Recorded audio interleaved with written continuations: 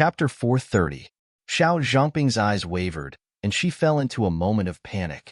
She raised her hand and gently tucked her hair behind her ear.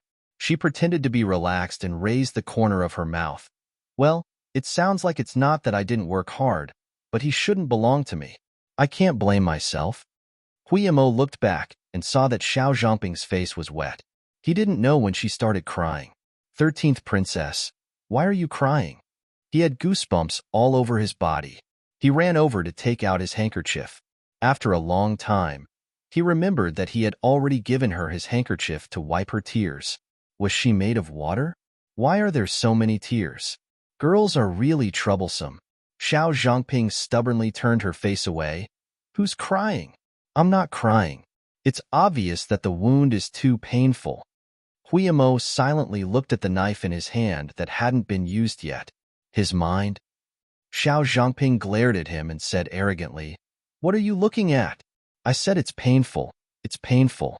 When I see this knife, I know that it must be very painful to cut the arm." Huiyamo said in his heart, "Okay, if you say it's painful, then it's painful. You're the princess. You have the final say." Shiyin was right. Beautiful women are all tigers. They are either fierce, bad, or unreasonable. It's really a headache. Hearing Xiao Zhangping sobbing, Huiyamo silently handed his sleeve to her. Xiao Zhangping pulled it and wiped her face. Then she sniffed a few times and gradually stopped crying. She said, "But I won't give them my blessing. Never." Huiyamo, okay. Anyway, my Shitzi doesn't care whether you give them your blessing or not. Xiao Zhangping, if they get married in the future, I won't give them a single copper coin as a wedding gift. Huiyamo, no problem. Our Nanping prince's mansion is a tyrant. We don't lack money. Humph. Xiao Zhangping, I won't give up. As long as there's a chance, I'll try my best to take Shitzi back from Ningxu. Huiyamo, I'll wave the flag for Her Royal Highness. Don't worry, even if the flag is broken, my Shitzi won't go back. Xiao Zhangping frowned. What's the smell on your sleeve? Why is it so smelly? Huiyamo pulled back his sleeve and remembered that the cow was very fierce when he was taking the milk. It kept moving around, and he had to exert a lot of effort to control it. He was afraid that his sleeve had rubbed against the cow at that time. Xiao Zhangping frowned. How dare you? Ningxu and Shiyin come back with silverbeard grass. They see Huiyamo squatting on the side with his head swollen. Xiao Zhangping dislikes him so much. One is soft and cheerful while the other is unruly and sensitive. The interaction between them is interesting. She raises her eyebrows and smiles. As soon as Huiyamo saw them, he burst into tears as if he had seen his family. You're finally back. If this went on, he would most likely die at an untimely age. Huiyamo finally dared to get up from the ground, took the medicine, and went back to the topic. The cowpox has been planted. This silverbeard grass can make the princess's disease spread faster, but it's the first time I've tried it, so I can't tell the exact extent. At that time, Her Royal Highness needs to act according to the situation and pay more attention. You must not ruin this show. Xiao Zhangping's face was full of worry again. She looked at Ningxu for help. But there will be a lot of people coming to check me. Not only the people from Southern Yin will come, but my father will also send people from the Imperial Hospital. With so many eyes, I'm afraid I will be exposed. Moreover, many palace guards know that I will go out of the palace tonight, especially my father. He is so deep and sharp. As long as he looks at me, I will probably be speechless. Ningxu, you must help me. Ningxu thought for a moment, then went forward to pat the back of her hand comfortingly. All right, tomorrow morning I will use the excuse of greeting the princess to enter the palace to accompany the princess and assist from the side. Xiao Zhangping looked behind her. Where is Shitzi? Why didn't he come back with you? Ningxu curved her eyes and winked mysteriously. His Royal Highness went to find an old friend. An old friend who may be able to help the princess through this disaster. Chapter 431. In the guest house of the foreign imperial court, there was a light knock on the room where divine Dr. Duan was staying. Duan Changfeng got up and opened the door suspiciously, only to see an ordinary-looking odd-job worker silently hand him a handwritten letter, then turned around and left. Half an hour later, In a tea house near the post house, Duan Changfeng, under the personal guidance of the owner, walked through a winding corridor of flowers, then passed through a quiet and secluded bamboo forest, and finally saw the tea house built on the water. Outside the tea house, a clear spring was flowing. The white stones were lively, the orchids by the water were lush, and one or two short pine trees were planted here and there. It really was a picture drawn on paper, the meaning of the immortal poet's pen. The tea house was surrounded by water, and there was only one bamboo path leading to it. Inside the open door and window, a thin and straight figure was sitting under the window, carefully sipping tea. Looking at his graceful bearing, he was even more graceful than before. "Ha ha ha, Your Highness Crown Prince, long time no see." Seeing an old friend, Duan Changfeng immediately walked in. But when he looked to the side and saw the black cloth in front of his eyes, he couldn't help but sigh. "After we parted at the border, we haven't seen each other for 3 years. I didn't expect Your Highness Crown Prince to have changed so much. It's exactly as Lord Zian said. How many autumns have passed?" Hearing the voice of an old friend, Xiahou Qing extended his arms in invitation. The two sat opposite each other and personally poured a cup of tea for Duan Changfeng. Xiahou Qing smiled. "I also didn't expect that in just a few years, Mr. would change and become the divine doctor of Southern Yen. If it weren't for my subordinates accidentally investigating Mr., I wouldn't have known that this divine doctor was you." Duan Changfeng took a sip of the tea and put it down. He looked at the frost on his temples, the wrinkles on his face, and his eyes, which had become cloudy and old because of the passage of time. He could not help but sigh and say, "The fate of a man is so unpredictable, and no one can predict it." When my junior sister and I left our sect and entered Jianghu for the first time, we were full of hot-bloodedness. Who would have thought that we would encounter such a thing later on, leaving our true love, friends dead, and our sect dead? We were like wild dogs, deserted by everyone. If it weren't for the fact that I was lucky enough to receive your help, I'm afraid that my bones would have been blown to dust by the sandstorm at the border. Afterwards, when the war was over, I looked around and found that I had nowhere to go. By a freak combination of factors, I saved the wife of a wealthy merchant from the Southern Yen Kingdom. With their help, I entered the Imperial Hospital of the Southern Yen Kingdom step by step. I still remember the heroic bearing of Your Highness in the Battle of White Wolf Mountain when you shot 5 enemy bandits with a single arrow. Indeed, heroes come from the young. Xiahou Qing's voice was low and deep. I also do not dare to forget that I was ambushed at the foot of the White Wolf Mountain and was hit by several arrows.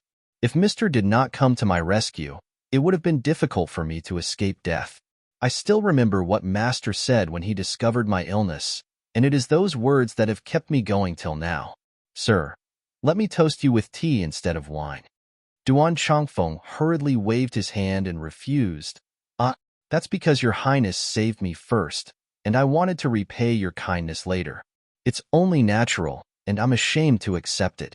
What's more, those words did not come from me, but were spoken to me by my best friend before he died. He said, "When a man walks the world, he does not rely on his legs, but on his inextinguishable faith. As long as I still have a breath, nothing can stop me. People take my eyes, break my limbs, and cut my blood, but my heart still burns. Today, I will bravely face death without fear, because I have a clear conscience." He is really a foolish person, but this person is also so cute that I miss him every day.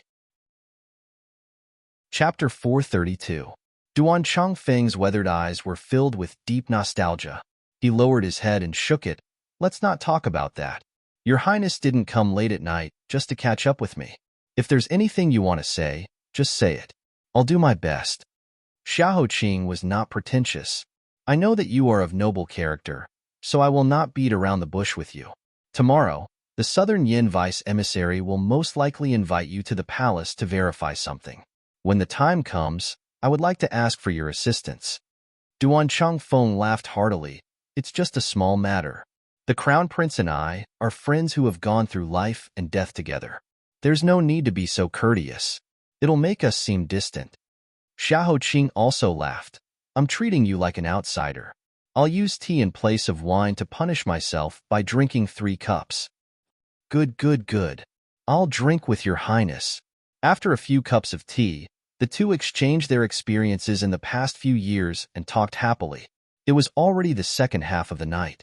In order to prevent other southern Yin envoys from finding out, Duan Changfeng left first. Xiao Qing stood up to send him off and said, "Mister, why did you come to the capital incognito?" Duan Changfeng looked at the gurgling water outside the window and the reflection of the moon in the water. He suddenly smiled, and some kind of deep thought floated in his eyes. I'm a person with half my body buried in the earth. What can I do? I haven't returned for many years and miss my hometown, so I took the opportunity to come back and see it. After seeing it, I'll leave forever. Who are you? Get out of my way. In front of the gate of Divine Marshal, about 100 feet away, the sleeping Xuanwu Street was awakened by a delicate voice. Xiao Zhangping lifted the curtain and looked at the person in the middle of the road. She couldn't help but feel a chill in her heart. This person was wearing a black cloak, and even a strand of hair was hidden in the darkness. He stood quietly in the middle of the street and looked at her. She couldn't see anything except for the pair of bright eyes under the cloak, which made her feel numb all over. Not long after she separated from Ning Shu, her personal maid Hong Fei noticed that someone had been following them. She looked back several times and didn't see anyone. She thought Hong Fei was being paranoid. She didn't expect this person to really exist, and he only showed up when they reached the gate of Divine Marshal. What did this mean? This person was not afraid of being discovered by the Imperial Guards who were 100 zhang away. Xiao Zhangping glared at her and scolded again. Didn't you hear what this princess said? It's late at night. This princess doesn't want to be entangled with you. If you know what's good for you, then quickly scram. The person under the cloak laughed. Her voice was soft and hoarse, but there was a hint of tenacity. It was a woman. She lowered her voice and said slowly, "There are some things that can only be said in the dead of night. Your Highness, please calm down. I have a deal that I think you will be very interested in." Xiao Zhangping glared and said, "No matter what the deal is, this princess is not interested. This princess will give you one last chance. The palace gate is right in front of you. As long as this princess gives the order, the Imperial Guards will immediately rush over to surround you and sentence you to death. You're not leaving? Hong Fei, go and call for help." Hong Fei got the order and immediately jumped out of the carriage to call for people. She heard the woman suddenly raise her voice and said, "Slow down." Dark clouds covered half of the moon. Under the slightly dim moonlight, the woman walked towards Xiao Zhangping step by step. She slowly lifted her cloak and exposed her face under the moonlight. She also exposed her face in front of Xiao Zhangping. "Princess, don't you want to know who I am? Then I will lift this cloak. I don't know if Princess dares to look." When she saw the woman's face, Xiao Zhangping was shocked and took a deep breath. The dagger that she had been secretly holding in her hand to defend herself fell to the ground. "Why is it you?" Chapter 433. "Miss, this way. Come in, come in." Hearing Ning Shu's signal, Forsythia, who had been guarding near the small door, quickly pulled the bolt and opened a gap. She poked her head out and waved at Ning Shu. Ning Shu slid into the door like a loach and whispered, "Where are father and mother?" Forsythia cleverly said, "Don't worry, master and madam have already fallen asleep. This servant has been keeping an eye on them for you." Ning Shu praised, "That's good, my good Forsythia. It's been hard on you. Tomorrow, I will definitely find a handsome and elegant husband for you." Forsythia drooped her head and pitifully said, "My good miss, how can you still be in the mood to tease this servant? Is it possible for this servant to discuss something with you? Please don't leave as soon as you say. This servant is not smart. These past 2 days, in order to fool you, my hair is almost falling out. Previously, there was an excuse to investigate the case. The day before yesterday, you left without saying goodbye and didn't return all night. Today, you finally came back, but the sky was dark and you went out again. You also know that this servant is sharp. This servant's flowery words are not enough. Being swept by this servant's eyes, this servant's courage was scared to death." Ning Shu put her hands together and opened her pair of wet eyes. Okay. I promise you, There won't be a next time. Okay? Good for Scythia. Please forgive me. Good. There won't be a next time. Ning Shu and Forsythia tiptoed through the stone path in the middle of the garden. Just as they were about to enter the flower corridor connected to their courtyard, they were caught red-handed. Princess He-Exian clenched her handkerchief and clasped her hands in front of her. She had an appearance of questioning. Then tell me, what have you been doing these past 2 days?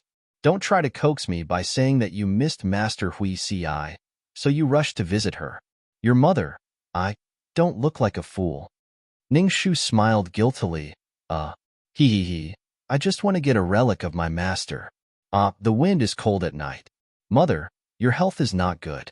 If you stand for a long time, I'm afraid you will catch a cold. Shu will immediately help you go back to rest. If you have something to say, it's not too late. As a mother, how could He-Exian not see through her little tricks? She continued with a straight face. Don't worry, it's already summer. I won't be cold anymore.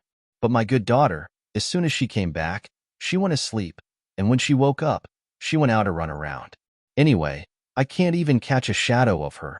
If I don't wait for you here, as a mother, where can I find you? He-Exian was like a soft knife, quickly and accurately stabbing Ning Shu's little heart. She wanted to be thick-skinned and laugh, but after thinking about it, it was better to confess, Mother, I'm wrong. The child's soft words were always the best weapon to deal with a mother. He-Exian's belly was full of anger, but in the end, it turned into a helpless AI. You. She waved her hand and took Ning Shu into her arms. She gently stroked her satin-like hair. Just like when she was a child, she softly coaxed her to sleep. Since childhood, we know that you are smart and witty, and your mind is far more active than ordinary people. Even the young masters of the various manors in the capital are not better than you. This is a good thing, but also a bad thing. I cannot pursue today's matter, but you must promise me that in the future, you will not have anything to do with that Xiahou Qing. Ning Shu's palms clenched, and the arms that were supporting He-Exian slowly bent her knees. She was guilty but firm. Mother, daughter can promise you anything else, but this, daughter can't do anything.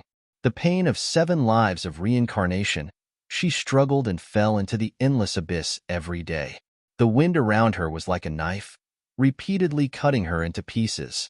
Every day, she secretly hoped that someone would pass by, see her suffering, generously reach out and help her, even if it was just one person. But for a whole 300 years, she did not see anyone, until this life. This person was the only one who wanted to kill her a few times, but every time, he let go of the hand that was strangling her neck. Obviously, he looked cold and indifferent, but he repeatedly reached out to help her when she was about to be in trouble. She fell into Xuerant's trap, and when she fell into the underground palace, she almost thought that it was over, and she did not live a good life. She had already made a gesture of farewell, but she did not expect that he would also come down. She was clearly a sickly person who did not know how many days she had left after being poisoned. No matter how much she tried to be brave, she could not be compared to him. But he jumped down and used the black brocade that he never left to tie around her waist and held her in his hands. In that moment of shock, her throat was choked, and she silently thought in her heart, maybe it's this person. You held me. I will not let you go in this life. Later on, under a coincidence, she found out his true identity. She thought that he was her lucky chance in this life, but she did not expect that he was a red bean that was planted 300 years ago. So, what reason did she have to let go? Chapter 434. Looking at her daughter kneeling in front of her, who was as beautiful as a magnolia flower bud, He-Exian's heart ached. She said in a trembling voice, You have been a filial child since you were a child. You have never disobeyed me. You have made up your mind on this matter, haven't you? Ning Shu couldn't bear it, but she had to insist. Mother, please forgive me. He-Exian said involuntarily, Do you know that you will die if you are with him? Ning Shu suddenly frowned and looked up. Mother, do you know something about Xiahou Qing? Why do you say such things again and again to prevent me from being close to him? The same goes for the engagement with Tan Xiaoqing. In the past, you would discuss with me before making a decision. Only this time, You are so arbitrary. It is as if you are eager to put me into the wedding sedan and get rid of Xiao Qing from then on. I don't think it's just his illness. What do you know that you've been keeping a secret from me?" Knowing that she had said something wrong, Xian's face flashed a moment of panic. She looked away and said, "I don't know anything. It's just that Xiao Shizi's identity is extraordinary. The position of Nanping Mansion in the court has always been hidden. His Majesty is afraid of it. If you marry into Nanping Mansion, I will worry about it every day. That's why I said that." Ning Shu was suspicious. "Is that all?" Xian sighed and helped her up. "What else can it be? Your mother doesn't leave the house all day long, and I don't know what's going on outside. How could I know the secrets in your head that you're imagining? I also heard the maids talk in private that Xiao Shizi is quite popular with women. In Yunnan Province, many infatuated women have committed suicide for him. The 13th princess in the palace also favors him. Handsome men always make women cry. I am afraid that you will be hurt one day." After thinking for a long time, Ning Shu still couldn't figure out the reason. She smiled and said, "Mother, you're worrying too much. I choose someone because I think he's worth it. If one day I find out that I've misjudged someone and that person isn't worthy of my devotion, then I'll immediately withdraw my feelings. Your daughter is very clever and definitely won't make a losing deal. What's more, my mother had to walk through the gates of hell to give me life. I treasure her a lot." Xian was amused by her deliberately winking and playing tricks. She helplessly patted her hand. "You little mouth anyway, I can't talk to you. In any case, you have to take mother's words to heart and think about it carefully. It's already the Cho hour. Mother will accompany you to rest." "Mother, will you accompany me?" "That's right. Ever since Ji-er was born, I've been busy taking care of him and often neglected you. It's been a long time since we've talked about intimate things. It's also been a long time since your mother hugged you to sleep like when you were young." Chapter 435. After a short 4 hours of sleep, Ning Shu opened her eyes as soon as the sky brightened. She looked at the empty space beside her, but there was still some warmth left, as well as the gentle and pleasant smell of her mother. Just like when she was a child, she buried her head in her mother's blanket and sniffed carefully. As long as she was by her mother's side, she would always be happy to be a child who never grew up. However, Ning Shu recalled her mother's evasiveness when she spoke last night. She felt that there was more to her mother's words, that there were still many things she hadn't said. She had a feeling that it had something to do with Xiao Qing. It might even have something to do with the destruction of her Ning family in her previous life. However, her mother insisted on not saying anything. She didn't even want to reveal the slightest detail. What kind of secret was it that made her so fearful and secretive? He had to think of a way to deal with it. While she was deep in thought, the door creaked open. Forsythia came in with a basin of water. "Miss, you're awake?" Ning Shu lazily waved her hand at Forsythia. "Good, Forsythia. Come and give me a massage." Forsythia obediently put down the basin like a little wife and sat by the bed to massage her shoulders. "Miss, do you have something important to do today?" Ning Shu lifted the blanket and got up. "Yes, it's something very, very important. It concerns Princess Chongping's happiness for the rest of her life. With the princess's impatient personality, she's probably anxious by now. We have to hurry." "Oh, right. When did Mother leave?" "About an hour ago. She specially got up to make some red bean and barley soup for you. She personally took care of the heat. When it was done, she was afraid that she would wake you up, so she went back to her room to rest. Before she left, she specifically told me to make sure you drink this soup. I'll bring it over right now." Ning Shu smiled. Good, good, good. Mother personally made it. Not to mention red bean and barley soup, even if it was poison, I would drink it without leaving a drop behind." After drinking the soup and freshening up, Ning Shu rushed to the palace to have an audience. "Ning Shu, you're finally here. Why are you so slow? Do you know that I was so nervous that I couldn't sleep the whole night? I was so anxious waiting." In the end, she was still a little girl who had never experienced anything. Even when she was angry, she still looked cute. As soon as he saw Ning Shu, Xiao Zhangping came forward to greet her.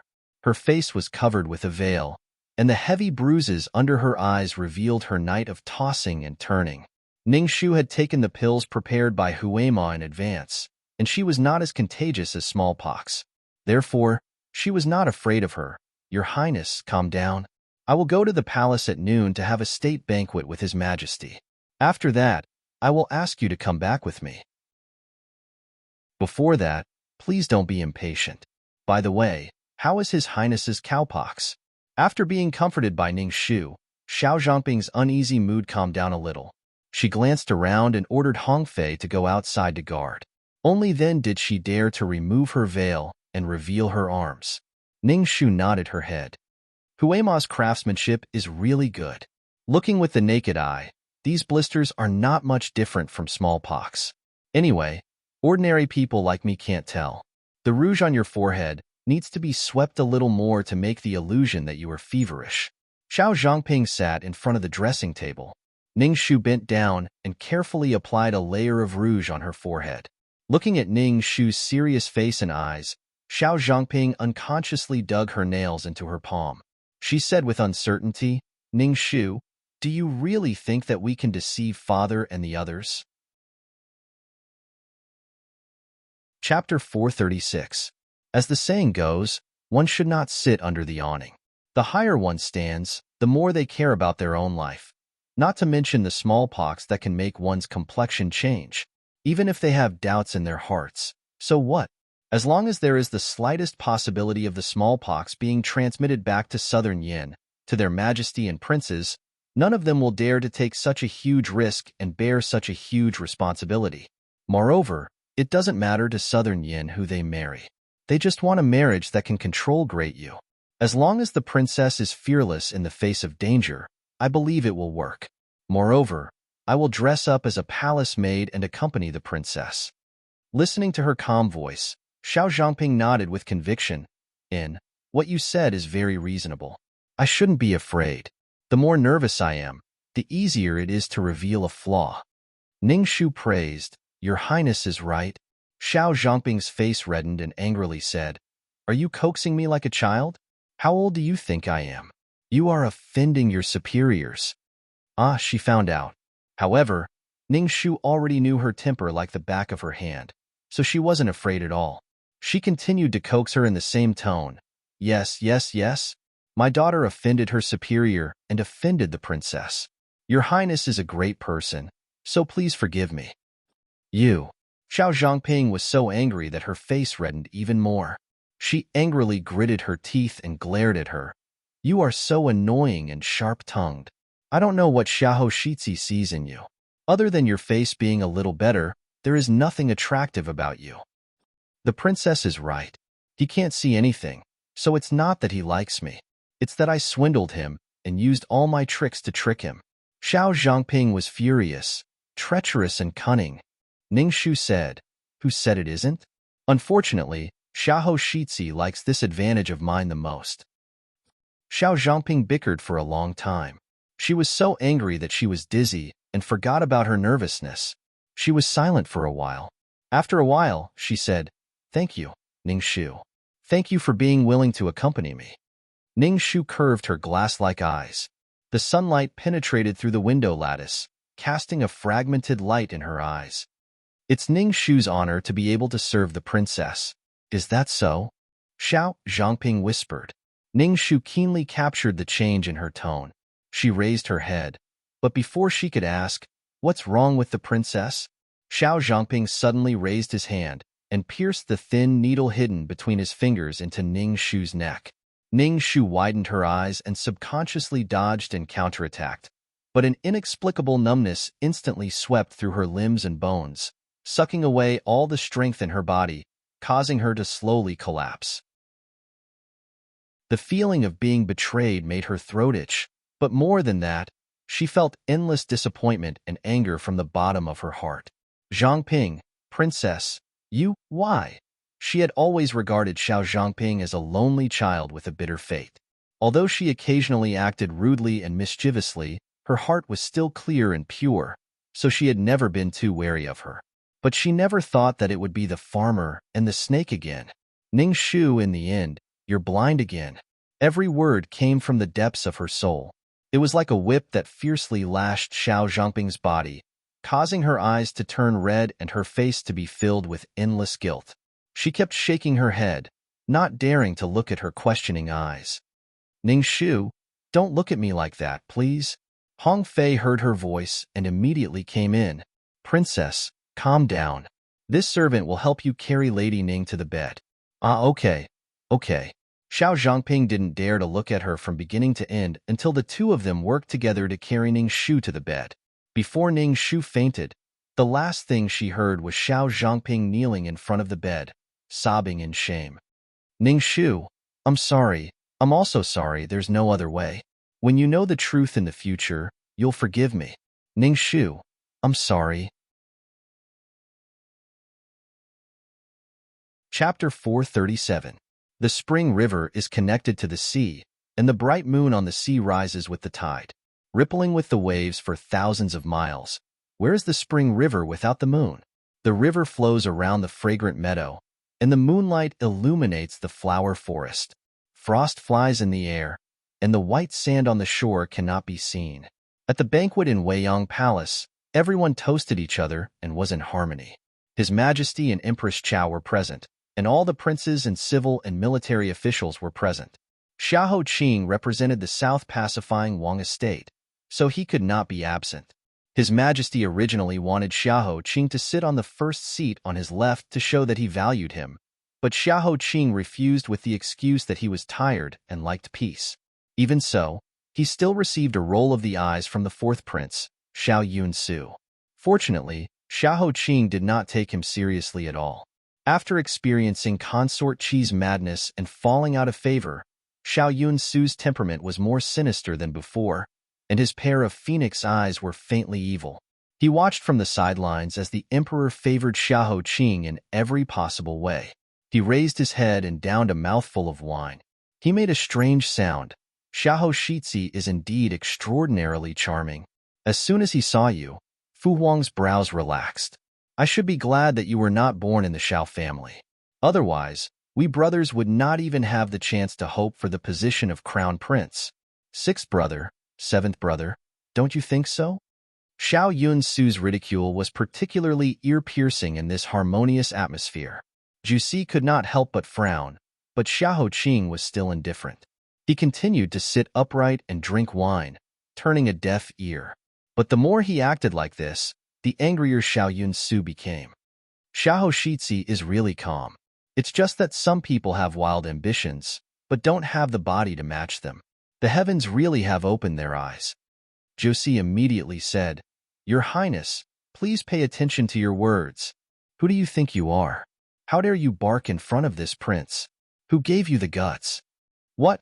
Do all the servants of the South pacifying Wang estate want to ride on the heads of the imperial princes to show off? What big ambitions? Do you want to bring disaster to the country or start a rebellion? Seeing that a huge accusation was about to fall on the heads of the Nanping mansion, his intention couldn't be more obvious. He wanted to kill the Nanping mansion and Xiahou Qing. The situation immediately became tense, and even His Majesty cast a sharp gaze in their direction. Xiahou Qing put down the wine cup in his hand. His face was still calm, but his body faintly emitted a trace of murderous aura. Huiyamo angrily pressed down on his sword and wanted to argue with him. However, he was stopped by Xiahou Qing. Xiao Minglan was winking and making faces as she spoke happily. Suddenly, a eunuch announced, Great Elder Princess has arrived. The smile on Xiao Minglan's face froze for a moment. She yawned again and leaned lazily against the back of the chair to rest. When Great Elder Princess Xiao Mingxue walked past him, her footsteps stopped beside him for a while. Then she continued to walk towards His Majesty with a smile while tugging at her flowery clothes. This moment of strangeness was so fast that it was hard to catch. However, it didn't escape Xiahou Qing's ears. His ears moved slightly. His slender fingers slowly rubbed the mouth of the jade porcelain cup, as if he was deep in thought.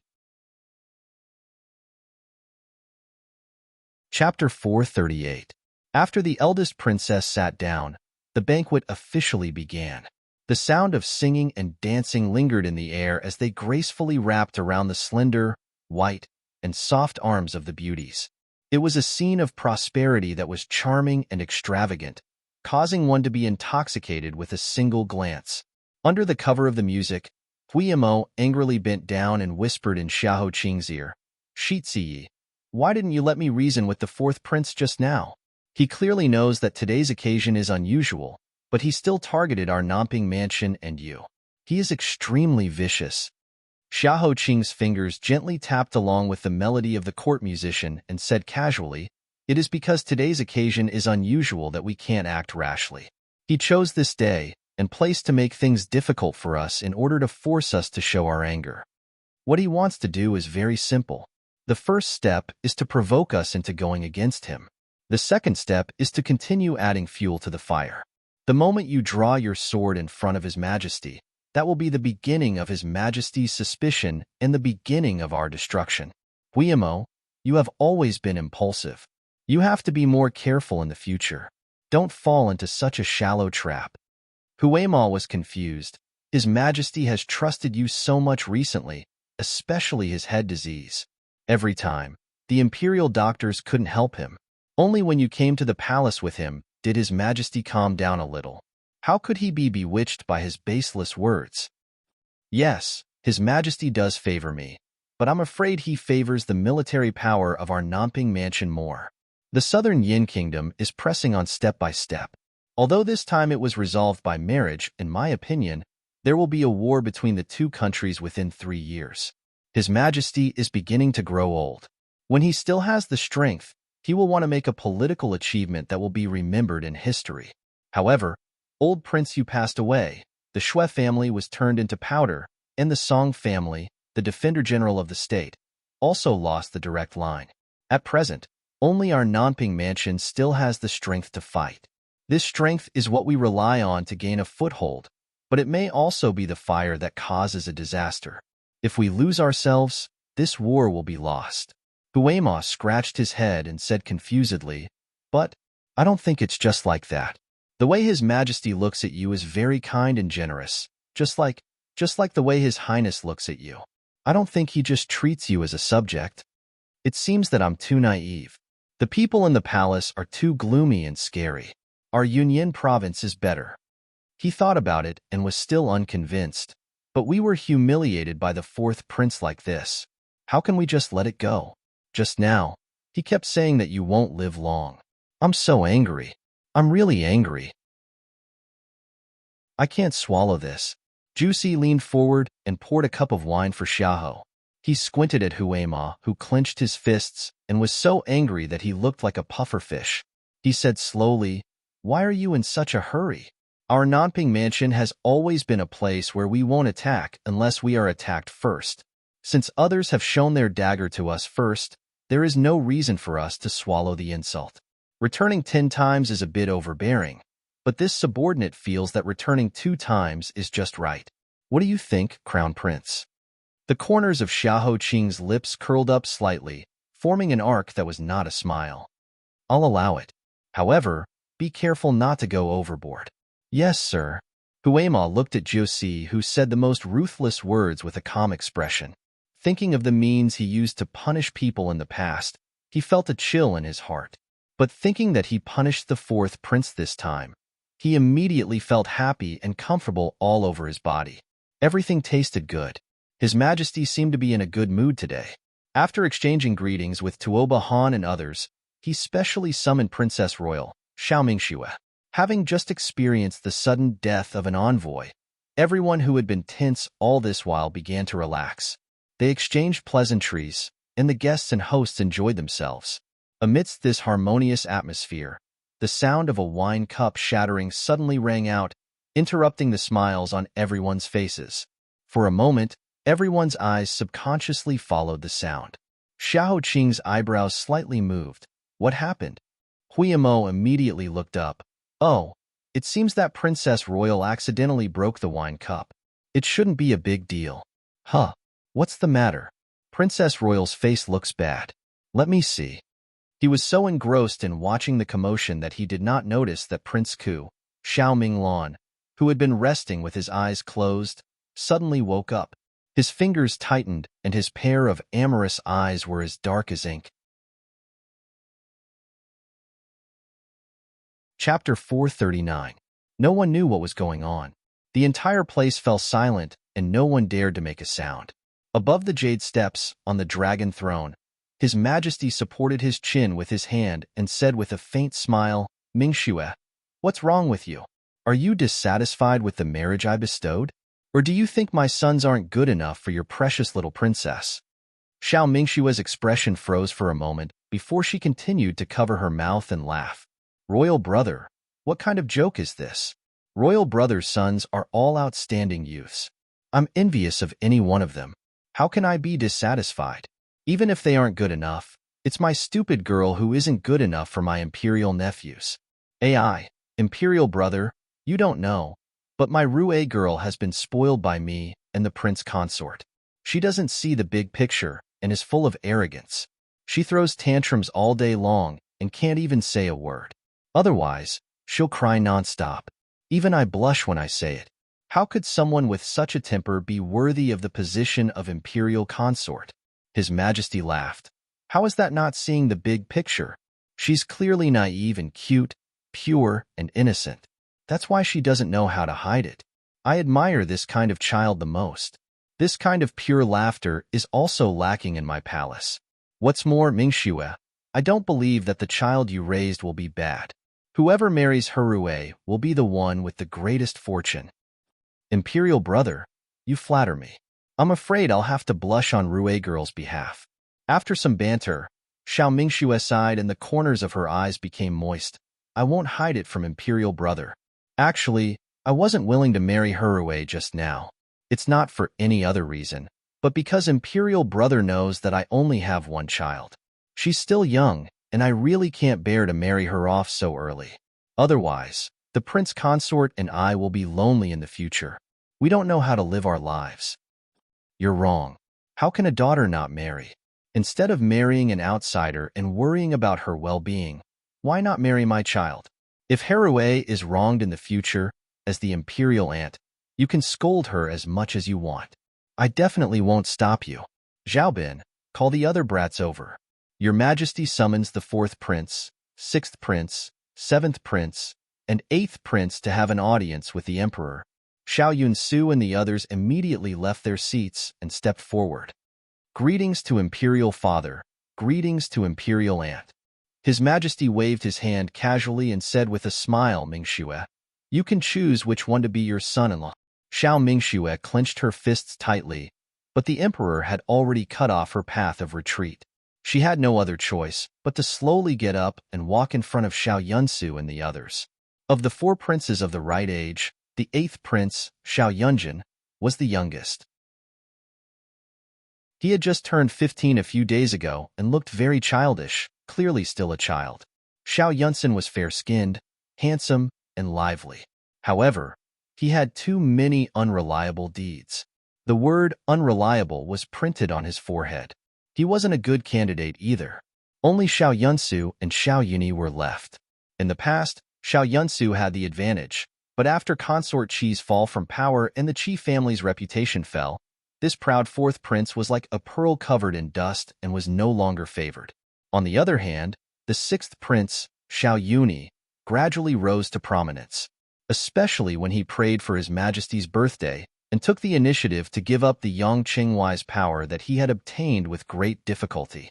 His Majesty was greatly moved and praised him in court. Seeing Xiao Mingxue pacing back and forth in front of the 6th prince, the emperor said, "It seems that Mingxue has taken a fancy to Er. Xiaobin, draft the decree. The 6th prince, Xiao Yuni, is to be married to Princess Helyui. The wedding date is set to be 3 months later.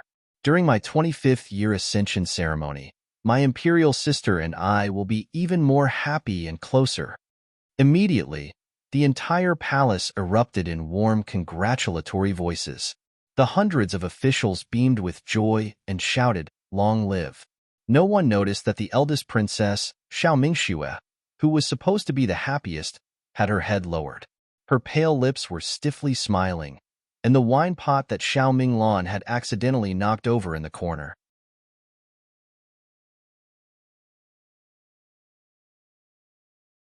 Two graceful, shallow wrinkles appeared at the corners of her exquisitely drawn eyes. However, it could still be seen that she was once a peerless beauty. This beauty who was once a peerless beauty was now a little worried. Her brows were tightly knitted as she refuted. "You're right. I am Harue's mother. How could I harm her? You were there at the scene and saw it with your own eyes. My royal brother insisted on it. I repeatedly refused, but it ended in failure. Under such circumstances, if you were me, what would you do? Defy the imperial edict?" Xiao Minglan sneered and mocked. "So what if I defy the imperial edict? What does it have to do with me whether my royal brother is angry or not? Could it take my life because of this? You didn't refuse because you were intoxicated with power and couldn't extricate yourself. However, have you ever thought that if you can't protect the most important person, what's the use of all the wealth and glory?" Chapter 441. Xiao Mingshua's expression was extremely unsightly. Her delicately manicured nails dug deep into her palms. She shook her head and sneered. "This is the difference between you and I. I have never been able to disregard everything like you. That year, when Imperial Mother died of illness, if I had not licked my face and begged Empress Zhou like a dog, do you think you would have been able to live until now? You are Prince Ku, the youngest prince since the founding of the Great Yu Empire. You are free and unfettered, and you do as you please.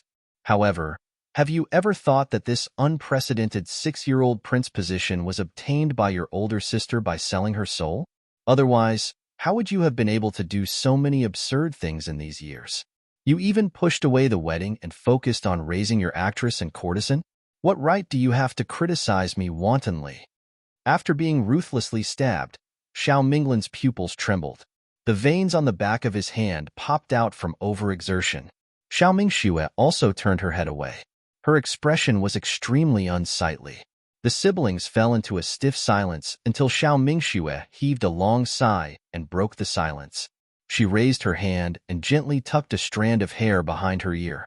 She lowered her voice and said, "I will think of a way to resolve this marriage. I will definitely not harm Harue. Don't worry." Xiao Minglan laughed mockingly. He flicked his sleeves and turned around. "What do I have to worry about? That is your princess residence's matter. What does it have to do with me? I was just bored and meddled in other people's business. You can resolve it however you want. I am tired. I will go to Shattered Red Tower to find my little Hong Yin. Help me say goodbye to Imperial Brother.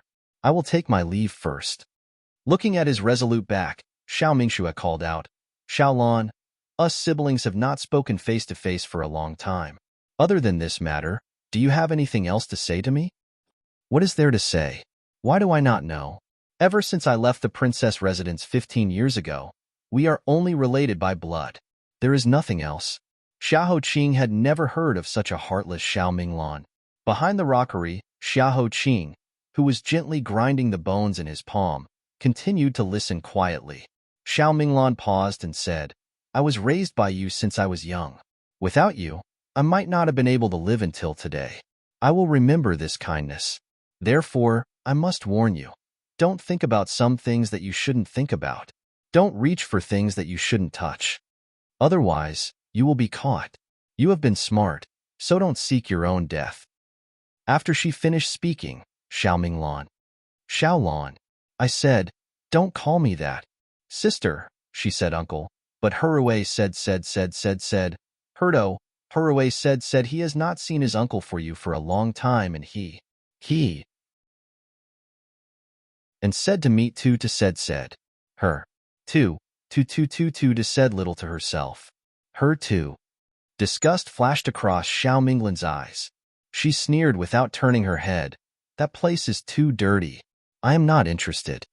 Xiao Mingshue's face, which even Empress Chao had to give some face to, was now incomparably embarrassed. She leaned against the cold and hard rock of the fake mountain for a long time before hiding the dejection on her face. She put on that invincible mask again and walked out with a smile, once again returning to that extremely luxurious golden jade palace. Xiahou Qing and the others, who had accidentally overheard the entire conversation, slowly walked out from behind the rockery. Huiyamo was the first to laugh out loud. "Hey, this is the first time I have seen such a strange relationship between siblings. If you say their relationship is bad, it sounds like they have helped each other in times of need. If you say it is good, it is like they were at odds with each other. TSK. I understand now. It must be because the eldest princess has been forcing Prince Ku to go on blind dates and angered him. She is like an elder sister in a family, forcing her younger brother to do things he does not like. See, Prince Ku was driven into a corner and rebelled. Juicy glanced at him from the side. If everyone in this world was like you, there would be less unsolved cases. Huiyamo blinked his eyes and said, "What do you mean? Are you saying that he is simple-minded? Your Highness, look at Juicy, look at Juicy." Xiahou Qing only says one word. Noisy. He successfully stops Huiyama's noise. Huiyamo, who was hurt twice, turned his face away sadly and cried silently for himself. Xiahou Qing suddenly remembered that Ning Shu had teased him about his outstanding way of raising children. He began to reflect on himself for the first time. It seemed that it was true. It seemed that his future children would have to be taught by her so that they would not go too far. Huiyamo was feeling sorry for himself. Suddenly, he found that His Highness seemed to have thought of something. His face inexplicably softened, like an ice spring that melted invisibly.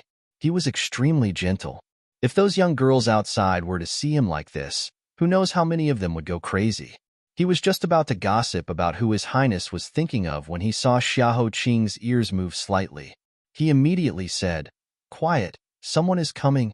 Huiyamo curiously looked out and was startled. "Oh, hey."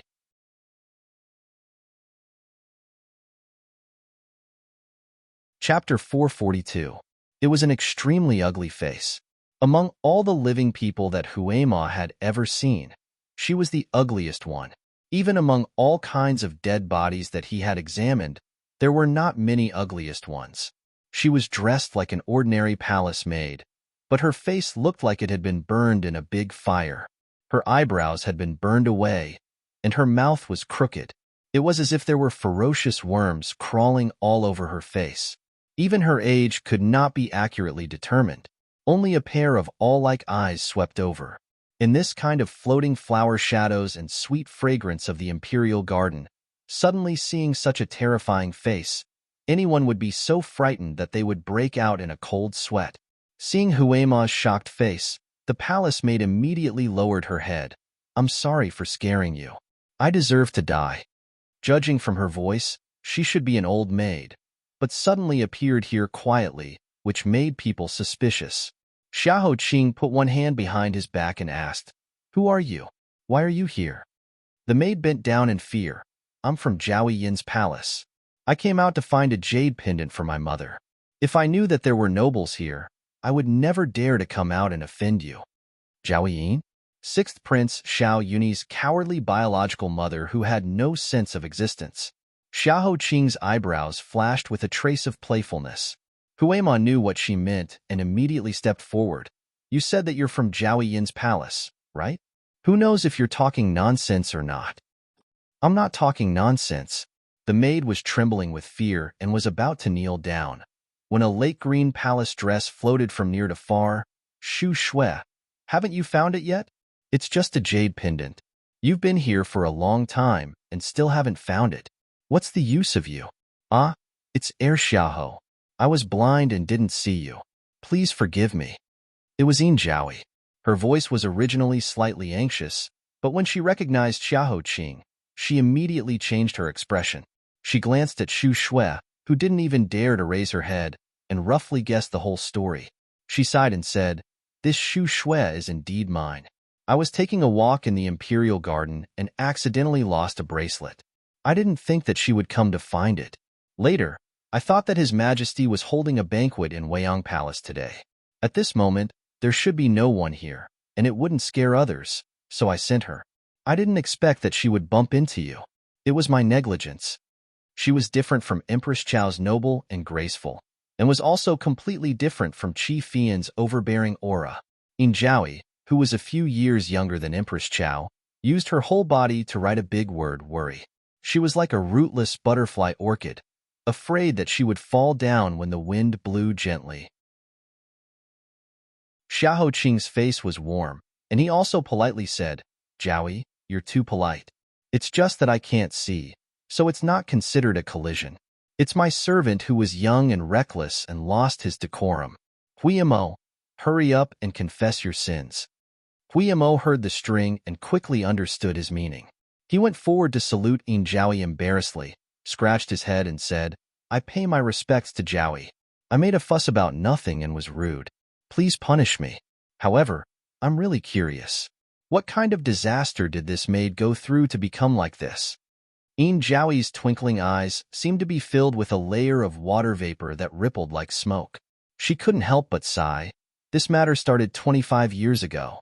That year, Empress Zhou suddenly went crazy for some reason. She raised her sword and killed the previous crown prince. Blood dyed the Phoenix Algae Palace, and then she burned the entire palace. That fire was too big, spreading to palace after palace. The palace servants' howls resounded throughout the entire palace. Even after 20 years, I still can't forget those miserable cries. At that time, I hadn't been appointed as an imperial concubine by His Majesty and was still working in the Shang Palace Bureau. Because the Shang Palace Bureau I was in was very close to the Phoenix Algae Palace, I wasn't spared. At that time, my life was at stake. I saw palace maids dying one after another in front of me. I thought my life was going to end here. It was Xu Shui who braved the raging fire at a young age and dragged me out. After I was rescued, I found that my arms and back were burned, but my life was not in danger. However, because she was hit by a broken piece of wood, her entire face was destroyed and could never recover. Yin Jiaoyi's voice was slightly choked, so Xu Shui saved my life. Although I know that palace maids with disfigured faces shouldn't be kept in the palace, I still insisted on keeping her. Once she was driven out, there was no way she could survive.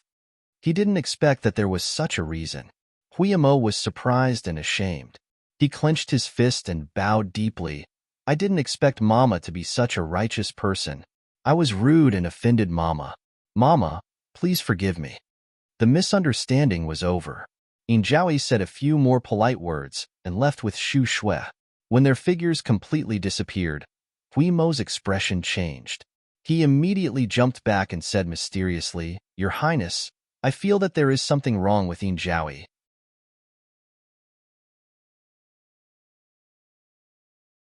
Chapter 443. Xiahou Qing extended his arm and walked unhurriedly with Juxi's support on the pebbled flower path. He wanted to hear more. What's the problem? Huimo wanted to express himself. Look, they said they were here to look for Huan Pei, but they left before they found it. Isn't that strange?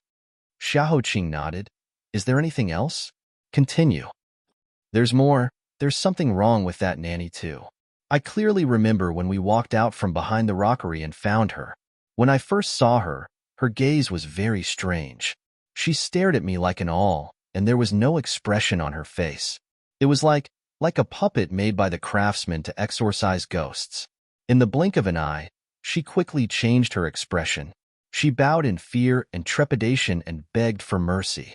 The difference between before and after was too big. Moreover, her movements were so light that Juxi and I didn't notice.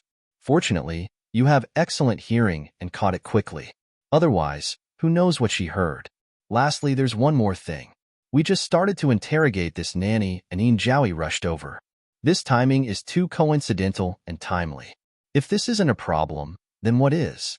I'm starting to suspect that she was sent by Yin Jiaoyi to eavesdrop.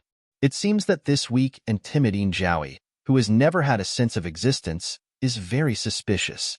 Xiahou Qing said lightly, Not only her. The people we met today were all very strange, weren't they? Princess Royal Xiaoming Xue, Prince Ku, Xiaoming Lan, and this seemingly harmless Yin Jiaoyi. The people they suspected were all gathered at the same place on the same day. How could they not be surprised? With strong doubts, they returned to Weiyang Palace. Xiao Minglan's seat was indeed empty. Princess Royal continued to accompany His Majesty and Chao Ho to chat. Perhaps no one would have guessed that not long ago, her face was filled with embarrassment and fragility. One would become addicted to wearing a fake face for a long time. Unknowingly, the fake face would blend into one's skin and flesh, completely replacing the real one. This woman enjoyed the most unique respect and irreplaceable position in the imperial family. Even the empress respected her. Her husband was also the most famous Tianhua in the past. They had been deeply in love for many years. It seemed to be a perfect life, but who could guess how many lice were hidden under the beautiful clothes? According to the original plan, when the banquet was nearing its end, Princess Chongping's servant girl would appear in a panic and report the bad news that the princess had contracted smallpox. But when the time came, there was no news. Even Southern Yan's diplomatic mission had asked His Majesty to leave. Xiahou Qing frowned and said to Huiyamo in a low voice, "Go and ask him what happened." Huiyamo received the order and glanced around. When no one was looking, he quietly left the banquet. After half an incense stick's time, he came back and leaned over to Xiahou Qing's ear and said, "When I left, I met Princess Chongping, who sent a message saying that she had changed her mind. She thought about it all night and suddenly understood that since she had enjoyed the honor of being the imperial princess for 15 years, she should bear the corresponding responsibility. For the safety of the people and the stability of Great Yu, she had no reason to run away. Otherwise, she would live in self-blame for the rest of her life. So she decided to cancel the original plan." Xiahou Qing's eyebrows seemed to be pricked by a needle. A bad premonition arose and drilled into his heart, causing him to feel pain from the inside out. He clutched his chest and said, "Then what about Ning Shu? Where is she?" Huiyamo said, "The princess said that Lady Ning was very tired these days, so she left the palace early to rest. She asked you not to worry." It was reasonable to say that the unruly little princess suddenly understood righteousness. In fact, it wasn't a bad thing. Moreover, it saved them a lot of trouble, and they didn't have to offend her anymore. But he didn't know why, but his master's face suddenly changed. He stood up and said, "Something might have happened to her. Immediately go and stop Xiao Chongping."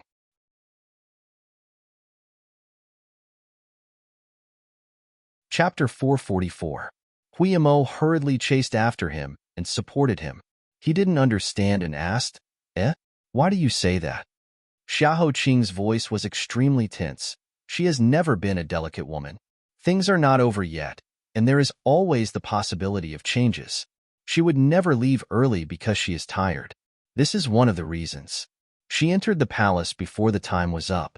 Even if Princess Chongping decided to cancel the banquet, she shouldn't have sent the news so late. It is also impossible for her to leave the palace before she finished communicating with us. This is the second reason. The third reason. What is the third reason? Xiahou Qing raised his head. His face as cold as ice. My premonition. His heart was in great pain. There was no reason, but a premonition was telling him that something had happened to her. If he didn't immediately rush over to stop him, then he would regret it. Huiyamo didn't say anything else and immediately supported him out of the hall. Just as they reached the palace gates, they were suddenly stopped by a figure. It was the fourth prince, Xiao Yunsu. Huiyamo saw his malicious expression and knew that he was here to cause trouble. However, there was an important matter at hand, and he didn't have time to waste on this person. Thus, he politely said, "Fourth prince, my family Shitzi has an important matter and has to leave first. Your Highness, please move." "Move?" Xiao Yunsu sneered, his gaze sweeping over them. "Today's banquet is hosted by my father, but Xiahou Shitzi has repeatedly left the banquet. Do you think the imperial palace is your Nanping mansion's territory? You don't put the emperor in your eyes." Without Xiao Minglan stopping him, Xiao Yunsu was like a dog that had broken free from its chain. He started to bark crazily and wanted to tear Xiahou Qing to shreds before he stopped. The officials who were leaning against the palace gate all turned their gazes over. If it was any other time, Xiahou Qing wouldn't have the leisure to argue with a mad dog. He would just endure and laugh. However, at this time, he didn't have the mood nor the patience to endure. "Please move." His voice was like cold jade. This was the first time he showed his strength in front of Xiao Yunsu. Xiao Yunsu was taken aback at first, then he sneered. He lowered his chin, and his eyes looked as if they had been dipped in poison. He curled his lips and revealed his canine teeth. He deliberately provoked. "What if this prince doesn't give in today? Do you want to kill me in this Weiyang palace in front of my father?" Xiahou Qing also smiled. It was extremely light, like a gust of wind that carelessly blew across the surface of the water, causing slight ripples. He retracted his hand from Huimo and took a step forward, approaching Xiao Yunsu. Xiao Yunsu clearly knew that his eyes could no longer see, but for some reason, when he stared at the black cloth in front of his eyes, he suddenly felt a chill from the depths of his bones that could not be ignored. It was as if someone was stabbing him in the back with a dagger. As long as there was a little bit more force, he would be cut open and die. He heard Xiahou Qing say softly in front of him, "Fourth Prince, do you think your life is important? Even if I really kill you in this Wang Palace, what will happen?" You. Xiao Yunsu did not think that he would dare to reveal his killing intent so openly. He was immediately stunned. However, Xiahou Qing took a step forward, forcing him back. His voice was deeper and colder than before, like a ruthless bell ringing in Xiao Yunsu's head, deafening even the apathetic. My Nanping Palace has existed for more than 200 years, as long as the Great Yu. Every new emperor has thought of razing Nanping Palace to the ground, but none have succeeded. What do you think the reason is? My Nanping Palace is the gate to the Great Yu. If the palace is defeated, the gate will be broken. Especially now that southern Yin is coming with a menacing momentum, the situation is precarious, and war could erupt at any time. Fourth Prince, you think that a dispensable prince who can be replaced at any time, or an important gate to the Great Yu, which is more important in His Majesty's eyes. Moreover, your mother has already lost her mind, and there is no chance of her returning to favor. The Qi family is like a monkey with a broken arm, unable to support you. Under these circumstances, even if I really kill you, what harm will it do to me?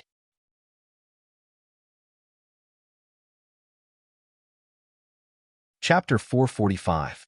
Under such a merciless voice, Xiao Yunsu's lips turned white and he couldn't help but clutch his chest. His whole body broke out in a cold sweat. Xiahou Qing continued to speak. Each word was like a block of ice being thrown at Xiao Yunsu. I don't know where your enmity towards me comes from, and I don't know who instigated you to target me. If you're worried about your throne, then that's ridiculous.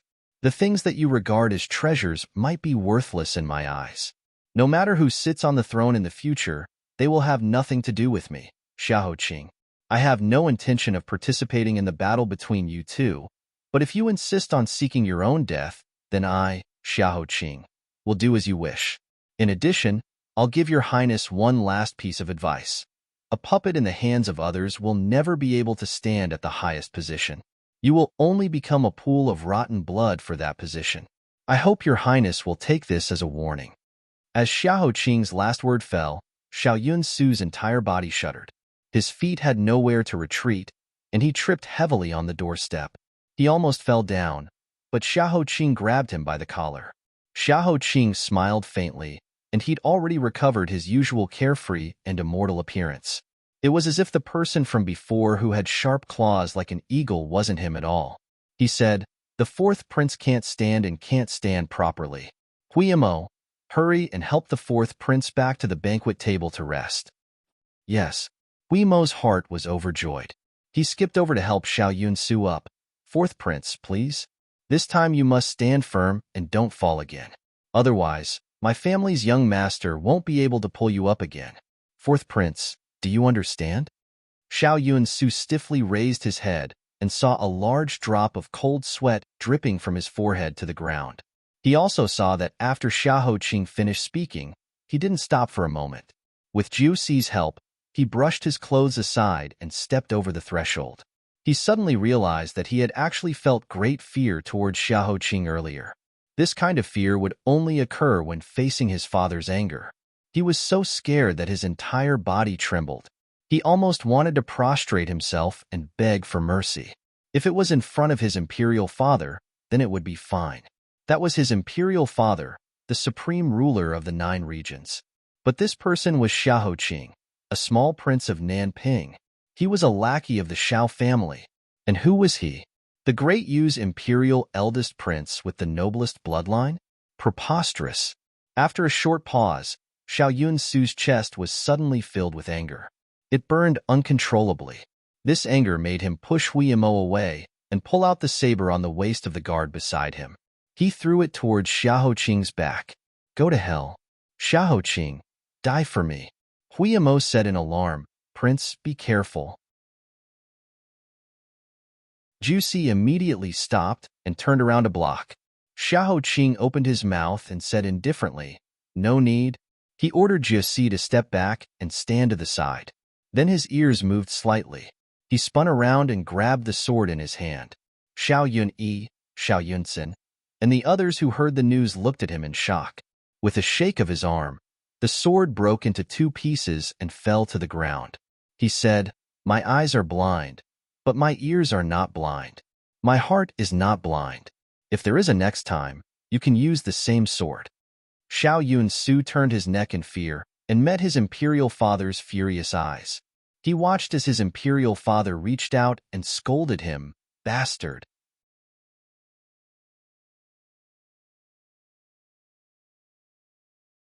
Chapter 446. Xiao Qing threw down the broken knife, turned around and left, leaving the dispute behind. Huiyamo glanced at Xiao Yun-su and gave him a pitiful glance. "Tsk, I've never seen someone so eager to die. If it was any other time, my family's Shizi might not have the time to bother with you. But you chose to rush out at the critical moment when Miss Ning is in trouble. You're a dog that blocks the road. This time you're done for." Sure enough, His Majesty slapped Xiao Yunsu in anger. Xiao Yunsu only realized what he had done after blood dripped from the corner of his mouth. But it was too late. His brain buzzed and he quickly begged for mercy. "Father, I was wrong. Recently, Lady Mother is seriously ill and her condition is getting worse.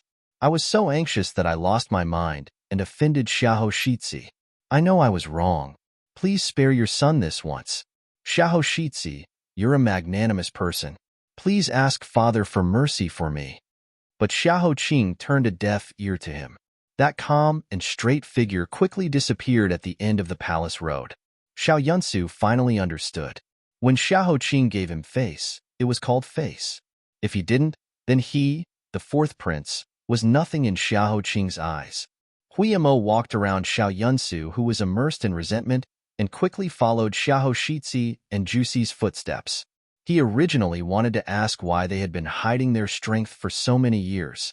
They had portrayed Xiao Shizi as a weak and sickly person. But today, in front of His Majesty, under the gaze of so many people in Weiyang Palace, they were completely exposed. Wasn't this too careless? But when he looked up and saw Xiao Shizi's tense face, he suddenly had the answer. So he closed his mouth and bowed. "Xiao Shizi, I'll go to the palace gate and ask the guards if Lady Ning's carriage has left the palace." After getting Xiao Qing's approval, Huiyamo rushed towards the palace gate. Xiao Zhongping's palace was located in the most remote southwest corner of the imperial palace. Most of the people who lived here were imperial concubines who were not favored or had long been forgotten in the cold palace. As a result, this area seemed particularly cold and cheerless in the majestic imperial palace. However, today, there was a rare festive atmosphere nearby. Even the trees along the path were wrapped in a layer of red brocade. This was because today was the day that 13th Princess Xiao Zhongping was going to the southern Yin Kingdom as a diplomatic envoy for the peace marriage. By the time Xiao Qing arrived, Xiao Zhongping had already changed into a set of red robes and was sitting in his bedroom with a veil over his head. He was waiting for the southern Yin Kingdom's diplomatic team to arrive so that he could receive the palanquin and leave the palace. Henceforth, it would be difficult for his soul to return from 1,000 li away. When she heard the palace servant report that Xiao Qing had forced his way in, Xiao Zhongping's eyes flashed. She immediately lifted her veil and ran towards him. She said, "Xiao Shizi, are you here to say goodbye to me?" Her eyes were full of anticipation, and she couldn't help herself.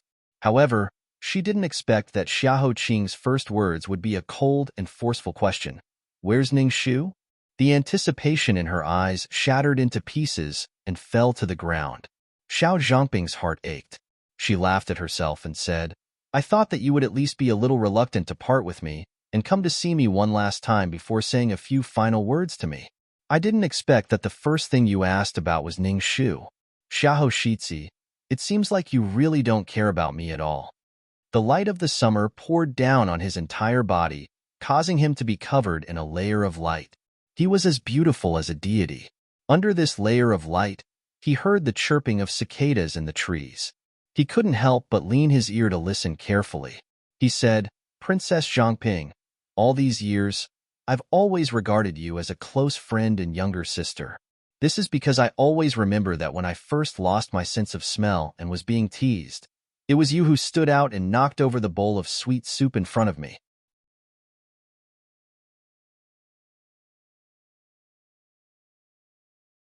Chapter 447. Xiao Zhangping's thoughts floated in the dust of light. His eyes were absent-minded as he slowly returned to the past. "Are you talking about that matter?"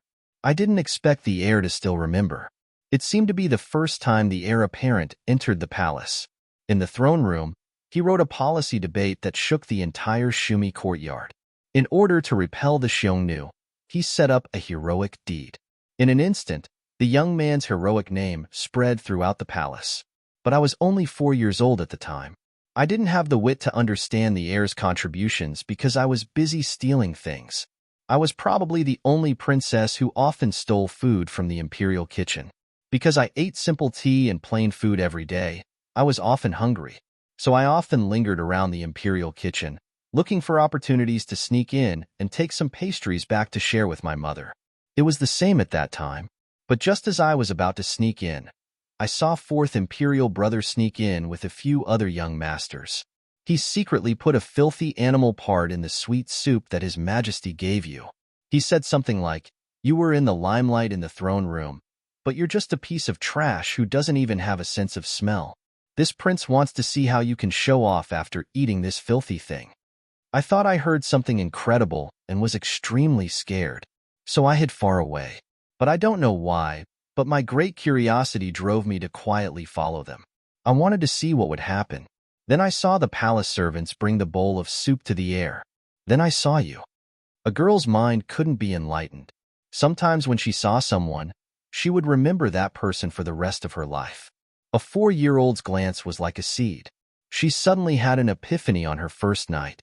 In an instant, it grew and sprouted into a flower. Xiao Qing's voice was like the wind. So no matter how many outrageous requests you made, I could laugh them off and even try to satisfy you. However, there was one thing you shouldn't touch, and you can't touch. You're talking about her, Ningxu? The distant past was like a colorful bubble that was pierced by a single sentence. It made Xiao Zhangping's chest constrict. She was so angry that she couldn't speak. A lot of unwillingness hit her like a huge wave, completely messing up her reason. She had a lot of questions. She wanted to ask, "I was the one who met you first. We were the ones who were tied together first. Why did you choose her instead of me?" I want to ask, what's so good about Ningxu and what's so bad about me? If I change, will you consider me a little? She wanted to ask, "You're so determined to have her, but what if you don't have her? If she never existed in this world, then what are you going to do? If she wasn't there? Even if she was there, wouldn't it be better to just make her disappear? Then make her disappear. Make her disappear completely." The world's most viscous darkness was born from the bottom of his heart. There was no trace of it, but it had already silently occupied his entire body. The last bit of guilt was completely suppressed. She took a deep breath, raised her head, and changed her expression to one of calmness. She said, "Your Highness misunderstood. Ningxu is not with me." After she entered the palace, I told her my thoughts after a night of deep thought. I did not intend to run away from the marriage. She respected my thoughts very much, so she left the palace first. I already sent a palace servant to report this matter to you. Could it be that the palace servant didn't pass on the message? Hong Fei, how did you do things? You dared to gloss over such an important matter. Be careful of this princess punishment. Hong Fei immediately knelt down and said, "Princess, please calm down. This servant has already passed on the message to your Highness bodyguard. This servant really didn't neglect it." "Oh, then where did it go wrong?" Xiao Zhangping was surprised and looked at Xiao Qing. Could it be that the bodyguard forgot to pass on the message to your Highness, causing this misunderstanding?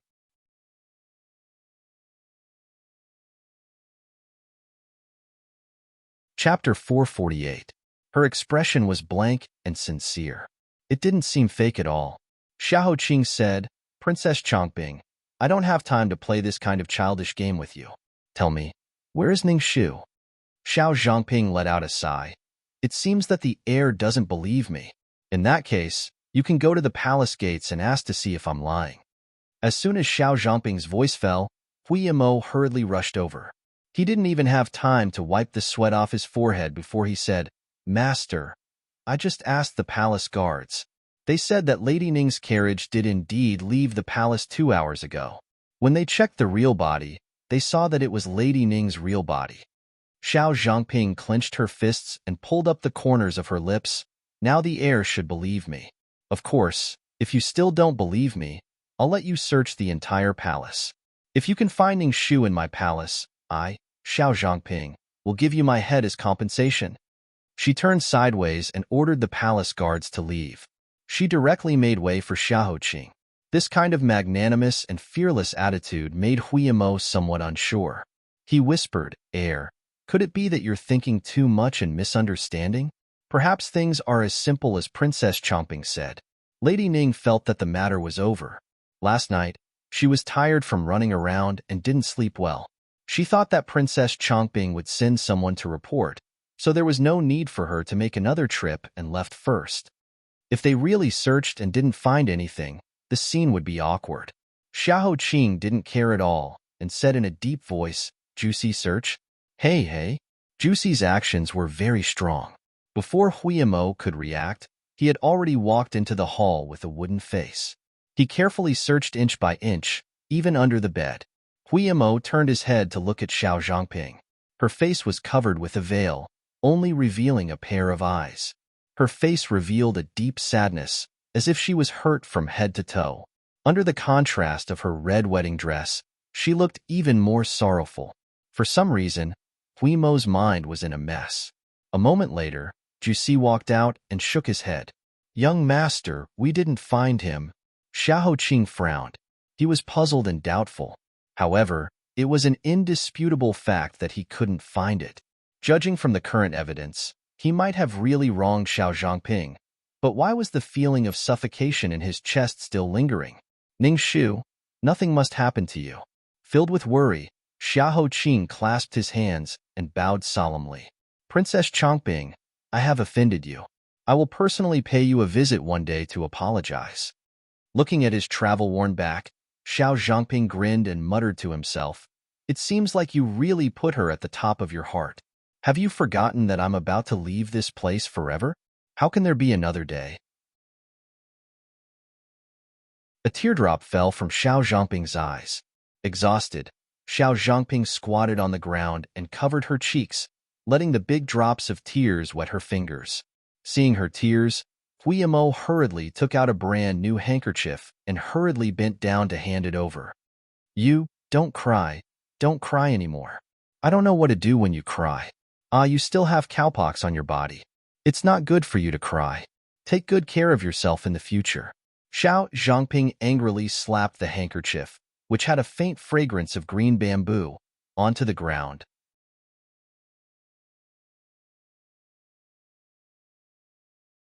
Chapter 449. After leaving the palace, Hui Yimo rushed to the house of Duke without stopping. He didn't care about etiquette and flew up a tree to summon Forsythia. He asked anxiously, Little Forsythia, where is your lady? Is she in the house? Forsythia frowned. She's not here. When she went out this morning, she said that she had something important to do in the palace. She was afraid that she would be delayed for a while. She asked me to cover for her in front of the madam. She suddenly became nervous. What's wrong? Did something happen to her? Hui Mo's heart thumped, but he pretended to be relaxed. Don't think too much. It's just that my Shitzi is looking for her for an urgent matter. He couldn't find her for a while. You stay in the house of Duke. When your lady comes back, immediately send someone to inform her. I'll go first. Leaving the house of Duke, Hui Yimo mounted his horse and rushed to the place where they had agreed to meet. Just as he reported the news to Xiao Qing, he saw Tianwen sweating profusely as he tightened his grip on the reins and stopped the horse. Xiao Qing listened carefully and immediately said, Tianwen, what's the result of the investigation? Tianwen didn't talk much nonsense and directly said, Some passers-by saw Lady Ning's carriage leaving the palace gate. It went through Xuanwu Street and went out of the city. The last person who saw the carriage was at a tea house 3 miles away from the city gate. As the sun gradually rose, the owner of the tea house was busy selling tea. As soon as he looked up, he saw a magnificent carriage slowly stop. He heard the young lady inside say that she was thirsty and asked a maid to buy a cup of tea. After drinking, the carriage continued to go west. After that, no one saw it again. Why did Lady Ning go to the western suburbs? Go all the way to the west. The meaning is not. Huiyamo almost blurted out the word auspicious. Huiyamo quickly slapped his own mouth and spat twice. He stood aside obediently and waited for his master's order. He did not want to talk nonsense. Xiahou Qing's usually calm and collected face was now extremely tense. He stretched out his hand and said, "Give me the horsewhip." Huiyamo was stunned. He hurriedly advised, "You forgot that you can't see. It's too dangerous to ride the horse. Let's get on the carriage. I'll use all my strength to ride the horse. I must make the carriage run faster." But Xiahou Qing said, "The carriage is too slow. I can't wait. Tianwan and Shi Yin will lead the way. Huema and Jusi will follow behind me. Don't worry, I'm not deaf. I won't let anything happen to me. There's no time to lose. Give me the horsewhip now." Since he was so insistent, the others had no choice but to follow his orders. Therefore, the group of people rode their horses out of the city at the fastest speed and headed west. The overly bright summer sun enveloped his entire body, causing his forehead to drip with sweat. His jade-colored face revealed an unusual paleness, but he did not make a sound. He bent his body and urged his horse forward, listening attentively. He was like a mountain in the wind. The 2-hour journey was shortened by half by them. When they arrived at the tea house, they asked the owner of the tea house a few more questions. The carriage style and carvings were the same as the one in the house of Marquis. It should be the carriage that Ning Shu rode. I just asked the owner of the tea house. If we continue to head west, there will be a fork in the road. What should we do, Prince? Should we divide into 3 groups and continue to chase? Huiyamo was in a dilemma. It was not impossible to divide into 3 groups, but the problem was, what if they encountered another fork in the road ahead? Lady Ning's carriage was faster than them by 2 hours. If they continued to chase like this, no matter how many people they had, they would not be enough. On the horseback, Xiahou Qing suppressed a burst of coughing in his chest and said in a deep voice, "Look at the total number of ruts on the ground." After hearing Xiahou Qing's words, Huiyamo immediately thought about it. He and Tianwen got off the horse and bent down to check carefully. There are a total of 14 ruts that can be seen clearly. They belong to 7 carriages. Among them, 3 pairs of ruts are surprisingly in the same direction. They should belong to the same group of carriages. These 3 pairs can be ruled out. Among the remaining 4 pairs of ruts, 2 pairs are relatively clear. They should belong to carriages that just passed by. They can also be ruled out. This pair of ruts is very deep. They have eaten into the soil. This kind of situation is usually left by a carriage carrying something heavy. There were only 3 people in Miss Ning's carriage, and they were all slender girls. Logically speaking, they shouldn't have left such a deep mark. The other half of the mark must have been left by the horse. "Prince, let's follow it." Without further ado, they continued to get on the horse. Not long after, they suddenly smelled a pungent smell of gunpowder in front of them. Along with the hot wind, they could not help but sneeze. Jusi was very careful. He immediately reined in the horse and said, "Prince, this smell is not right. I am afraid there is danger in front. Please wait here for a while. I will go to the front to inquire about the situation. I will be back soon. Go." Tianwen had sharp ears and eyes. He was the best at inquiring about information. He also said, "I will go with you." The 2 winged cavalry immediately rushed away. Huema and Shi Yin stayed at Xiahou Qing, waiting for news. However, they did not expect that after waiting for a long time, they did not see anyone return. They could not help but feel anxious. Just as they were thinking about whether to send someone to check, they came back. Jusi's expression was very strange. Tianwen had always been jumpy, but it was the first time that Huema had seen such a strange expression on Juicy's face. It was as if he had just witnessed something very strange. It was extremely terrible. It was as if he could not bear to say it. Xiahou Qing frowned. Huema was very anxious. Hey, why are you guys making such a strange expression? What happened in front of us? Tell me quickly. Juicy and Tianwen looked at each other. It was as if they had made a very difficult decision in a short time. Finally, Juicy whispered, "There is a firecracker workshop in front of us." It exploded. Xian asked, "Isn't it common for firecracker workshops to explode? There are many of them every year. What happened? Could it be that someone was injured by the explosion?" Juicy looked at Xiahou Qing hesitantly and said slowly, "The passers-by said that they saw a carriage passing by when the explosion happened. The people inside and the carriage were blown to pieces. And the style of the carriage. Shitzi." Xiahou Qing's hand missed, and he immediately fell from the horse. Juicy was already prepared and immediately jumped over to support him. However, he saw that Xiahou Qing's throat rolled and suddenly a mouthful of blood slipped out from his mouth. "This is... Huimo, where's the medicine? Quickly bring it." Xiahou Qing stretched out his hand to stop him. He raised his hand and wiped the blood off his mouth. He hissed word by word. "No. Need. Take. I don't. Believe. It's... her. Help me. Get on the horse. Sit. I want... to... see."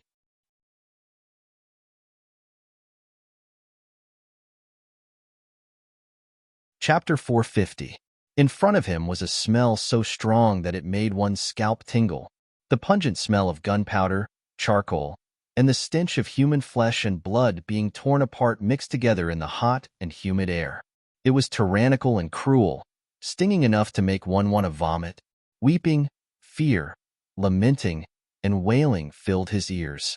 They were like knives that pierced his eardrums, stabbing into the softest and most painful parts of his body, causing his internal organs to turn into a mess and blood to flow like a river. Xiahou Qing dismounted from the horse's back. With a pale face and an indifferent expression, he passed through the mournful crowd that had lost their family members and friends in the explosion. Under Juicy's guidance, he stopped in front of the wreckage of the carriage that had been shattered into several pieces. In the summer breeze, the black brocade in front of him fluttered behind him, making his face even paler. Only his lips were bright red. He asked, "Where is she?" Even someone as calm and indifferent as Juicy found it difficult to summon up the courage to look around again. The firecracker workshop was still burning. The raging flames emitted black smoke into the sky, obscuring the image of the bright sun. An artisan desperately trying to escape from the workshop did not receive the blessings of the god of fate. He was blown to pieces at the door, and the delicate body of the young girl could not withstand a single blow. The broken axle scattered the remains of flesh everywhere. There was only a broken hairpin embedded in the pitch-black pothole. The pattern of the hairpin was vivid and lifelike, and half of it was cracked. He said with difficulty, "It's gone. It's all in pieces." Xiahou Qing immediately curled his lips into a sneer and said coldly, "It's all in pieces. How can you prove it's her? You've been by my side for many years. Can't you tell it's just a smokescreen? How can you believe it so easily?" "Juicy, let's go home," Juicy said again. A broken golden hairpin was found on the ground. "It looks like the one Lady Ning usually wears." The sneer on Xiahou Qing's face deepened, and his voice became hoarser. "Anyone can imitate a golden hairpin. It's also possible that she accidentally lost it or stole it. This scheme is so clumsy. You want me to believe that the dead person is her based on a golden hairpin? Ridiculous." Heaven's Inquisition, who had been squatting at the crime scene and carefully searching, suddenly found something in the broken palm that was still intact. He hurriedly called out, "There's something in this palm. Quickly help me dig it out." Huimo answered and took out the thing with the help of the dissecting knife. After wiping off the ashes and skin fragments, he was stunned. A strong sour smell rushed to the tip of his nose, and his eyes turned red on the spot. With trembling hands, he slowly placed the hot object into Xiahou Qing's palm.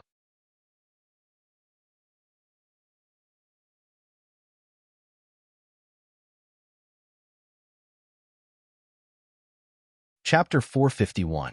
She heard the sound of people weeping. There were many, many, densely intertwined together, surrounding a coffin and crying loudly.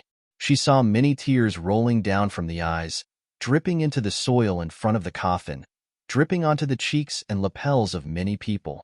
One of the owners of the lapels clung to the coffin with both hands, looking at the pieces of charred corpses inside. He cried until his whole body convulsed and fainted several times. My Shuar, my one and only precious daughter. She clearly still looked charming and gentle, but for some reason, there was a strand of white hair growing out of her temples.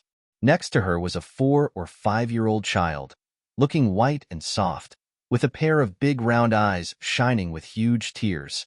He tried his best to reach out his small hand to comfort his grieving mother, but he couldn't help but throw himself in front of the coffin, waving his short arms to prevent the craftsman from closing the coffin lid. Get out of the way. Don't touch my sister. Don't lock my sister in there alone. Woo-woo. Sister, sister. A man in his 40s, wearing a high hat and a wide belt, also stood there with a face full of pain, holding his throwing tantrums in his arms. But when he saw the miserable state of his beloved daughter again, his footsteps became weak and he almost stumbled and fell, with tears streaming down his face. A round-faced person, who looked very soft and good-tempered, came forward to support him and comfort him. But when he turned his head, his eyes were also red. There was another person, standing under the camphor wood 10 zhang away, looking in the direction of the coffin in the distance. This person was very strange. It was clearly a hot summer day, but he was wearing a dark robe, with a brocade of the same color in front of his eyes, fluttering behind him even though there was no wind. She thought that this person must be a weirdo, dressed like this. Wasn't he afraid of dying from the heat?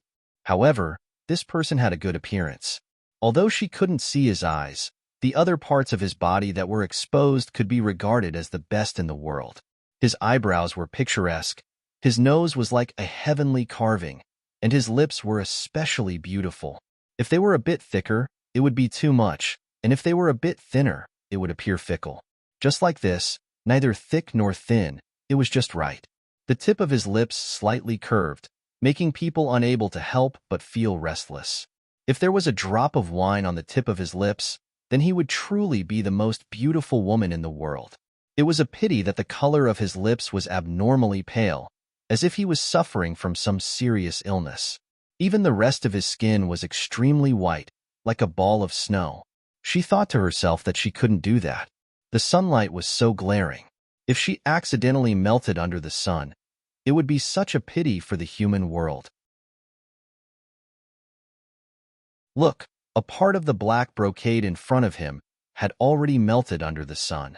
Otherwise, how could it show the dark color of being soaked in water? She couldn't help but float closer to that person. After listening to him being silent for a long time, he gently moved his thin lips and smiled bleakly. I thought highly of myself for 21 years, but in the end, I couldn't even protect the person I loved. I've really made my life a complete joke. She didn't know why, but this sentence was like a knife, gouging out the part of her heart that was constantly beating. She forcefully threw it to the ground. The ground was covered in blood, and she was in so much pain that she couldn't stand up. The countless cries all around were like countless whips, whipping her until the tip of her nose was sore.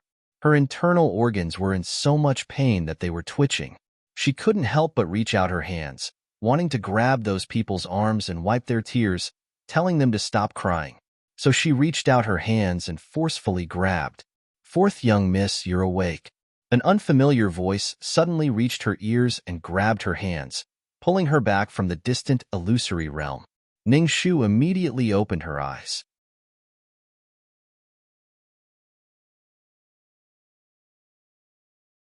Chapter 452. In front of her was the roof of a carriage. Her forelimbs felt the even vibration of the carriage wheels, which told her that her estimation was correct. This was a carriage that wasn't too big, nor was it conspicuous. Only 2 or 3 people could sit inside. She was lying in the arms of a young girl. The young girl was quite young. Her hair was combed into 2 buns like a servant girl. Her eyes weren't big, and she had an oval face. She was lying down, so the young girl could only kneel down. Although the carriage wasn't big, the decorations could be considered neat. There were cushions for shock, a small couch for resting, and the carved patterns on the inner walls showed an exotic style. However, her head hurt so much that it felt like it was about to split open. Her mind was groggy, full yet empty. All her memories seemed to have been forcefully trapped, piled up, and stuffed into a corner. They seemed to be there, but she just couldn't recall them. She could only forcefully press her temples, barely suppressing the pain. After briefly observing the surrounding situation, Ningshu said with a hoarse voice, "What did you call me?" The servant girl said without hesitation, "Fourth young Mississippi." "Who else could it be?" "Ah, fourth young miss, you couldn't have hit your head that time, right?" The doctor clearly said it wasn't a big deal. That doctor must be a quack. Ningshu wrinkled her brows and pressed her fingers on her temples. "I hit my head before? My head hurts so much that I can't remember anything. Can you tell me what exactly happened?" The servant girl sighed. "AI? This is a long story. My family's master, that is, young Mrs. Father, is a silk merchant in southern Yen. His family's wealth is very good. Although it can't be said that his wealth is comparable to a country, buying 3 to 5 cities is not an exaggeration. You are the manor's fourth young Mississippi madam has been waiting for you for many years. She gave birth to you through a difficult labor and raised you like a pearl in the palm of her hand. But when you were 3 years old, Master and Madam took you to the Lantern Festival to play and admire the lanterns. You played very happily. However, there was an accident. A lion dance team suddenly rushed out and separated you from Master and Madam. Master and Madam desperately tried to pass through the lion dance team, but you had already disappeared. Master and Madam searched the entire city but couldn't find you. Later, they found out that the lion dance troupe was a group of human traffickers. They would come out on festive days to create chaos and steal other people's children. They would then abduct and sell them to neighboring countries or remote mountain villages. Master and Madam were devastated, but they never gave up looking for you. 13 years later, that is, 2 months ago, someone found you in a brothel in the capital of Great Yu. After comparing you to Madam, they found a scar on your palm. It was exactly the same as the scar you got when you were naughty and careless when you were a child. Only then did they confirm your identity. This time, His Majesty sent an envoy to Great Yu. It just so happened that the deputy envoy and master were close friends. If the deputy envoy appeared, no matter how vicious the brothel's procuress was, she would still release you. Thus, Master ordered us servants to follow the deputy envoy and bring young Miss back to your homeland to reunite with your family. However, we servants didn't expect that the brothel's procuress would be so evil. She clearly accepted our ransom and promised to release you, but secretly plotted to kill you. Thus, in the chaos of the fight, young Miss accidentally fell down the stairs and hit her head. Thus, you forgot many things. The maidservant couldn't help but wipe her tears. Young Miss, you have really suffered these years. But rest assured, when you return to the manor and recover, you will definitely remember. However, this servant thinks that even if you can't remember, it doesn't matter. If you forget those bitter days, then forget them. In the future, we servants will definitely treat you well.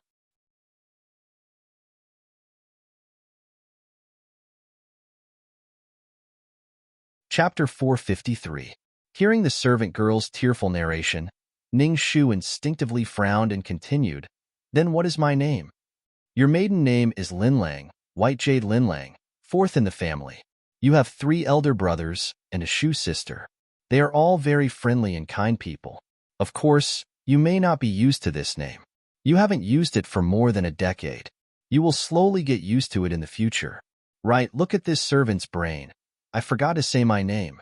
The servant girl slapped her head and wiped away her tears.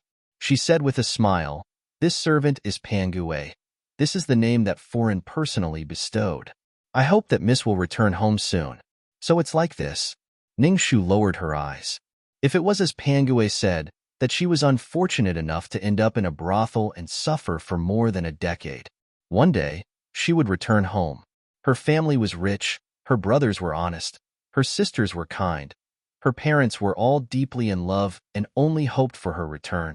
She should be overjoyed. But why was her heart so calm and unruffled? She felt unfamiliar, as though the person she spoke of had nothing to do with her. In the dream, the sorrowful cries of Shu echoed in her mind. It was like a knife cutting at her heart, causing her limbs to feel numb and the pain to penetrate her heart. She moved and then realized that the right side of her face was bandaged. She instinctively wanted to tear it off, but was stopped by Pangue. She said with a nervous expression, "Fourth miss, what are you doing?" Her momentary panic caused Ning Shu to say blankly, "I just feel that the cloth is too thick and I can't breathe. So I want to tear it off a bit to get some air." "What is it?" Pangue's gaze dodged and then she said reproachfully, "You fell down the stairs, saw blood, and your face was injured. So I helped you bandage it. The doctor said that you must not tear it off in the next few days. Otherwise, if it leaves a scar in the future, you will cry." Ning Shu smiled. "All right, if you say so, then so be it." The carriage followed behind the long procession, rumbling forward at a constant speed. She looked out from the corner of the fluttering carriage curtain, looking at the bustling streets that seemed strange yet familiar. She looked at the people passing by with familiar accents, chatting and laughing with their friends, bargaining with the shopkeepers. She looked at the ridge on the corner of the city gate getting closer and closer. She thought for a moment and said, "Are we going out of the city?" Pangue nodded and said happily, "Yes, we can leave this place and return to our homeland of the southern Yen after a while." Ning Shu's gaze lingered on a tall horse in front of the convoy. Sitting on the horse was a young noble who was close to 20 years old. He was wearing a scarlet cloak and had a tall and straight figure with slender limbs. But for some reason, that person's mood didn't seem to be good. His entire body was filled with a lonely and evil aura, causing people to retreat. Looking at his blurry silhouette, a strange feeling floated through Ning Shu's heart. She said, "Who is that?" Pangue pulled the carriage curtain back and said with a panicked expression, "That is the 6th Prince of Great Yu. He is under the orders of the Emperor to escort the vice envoy and the princess out of the city. I heard that this person has a strange temper and kills people like scything flax. We should keep a respectful distance." Ning Shu's gaze floated to her unconsciously clenched hands, and then she calmly retracted it. She said with a smile, "It's just a glance. Why are you so nervous? If you act like this, I will think that I have some conflict with him in the past, and you won't let me see him." Pangue realized that his reaction was too much and hurriedly covered it up. No. You didn't know each other before. This servant just heard that this prince's reputation isn't good. We are about to leave Great Yu. It's best if we don't cause trouble. This way, we can return home safely and smoothly. Young miss, don't think too much." Ning Shu blinked and became curious. "It sounds like after you came to the capital, you have inquired a lot about this place. Otherwise, how would you know what kind of reputation their prince has? Why don't you tell me about it?" Caution flashed through Pangue's eyes. "Fourth young miss, why are you asking this?" Ning Shu's pair of watery eyes were limpid and bright. She gently said, "What I mean is, I have already left Southern Yin for more than 10 years and have been living in Great Yu's capital all this time. I presume that the things I have heard are all strange things here, so I wanted to ask you to tell me about it. This way, I might be able to recall some familiar things and recover my memories."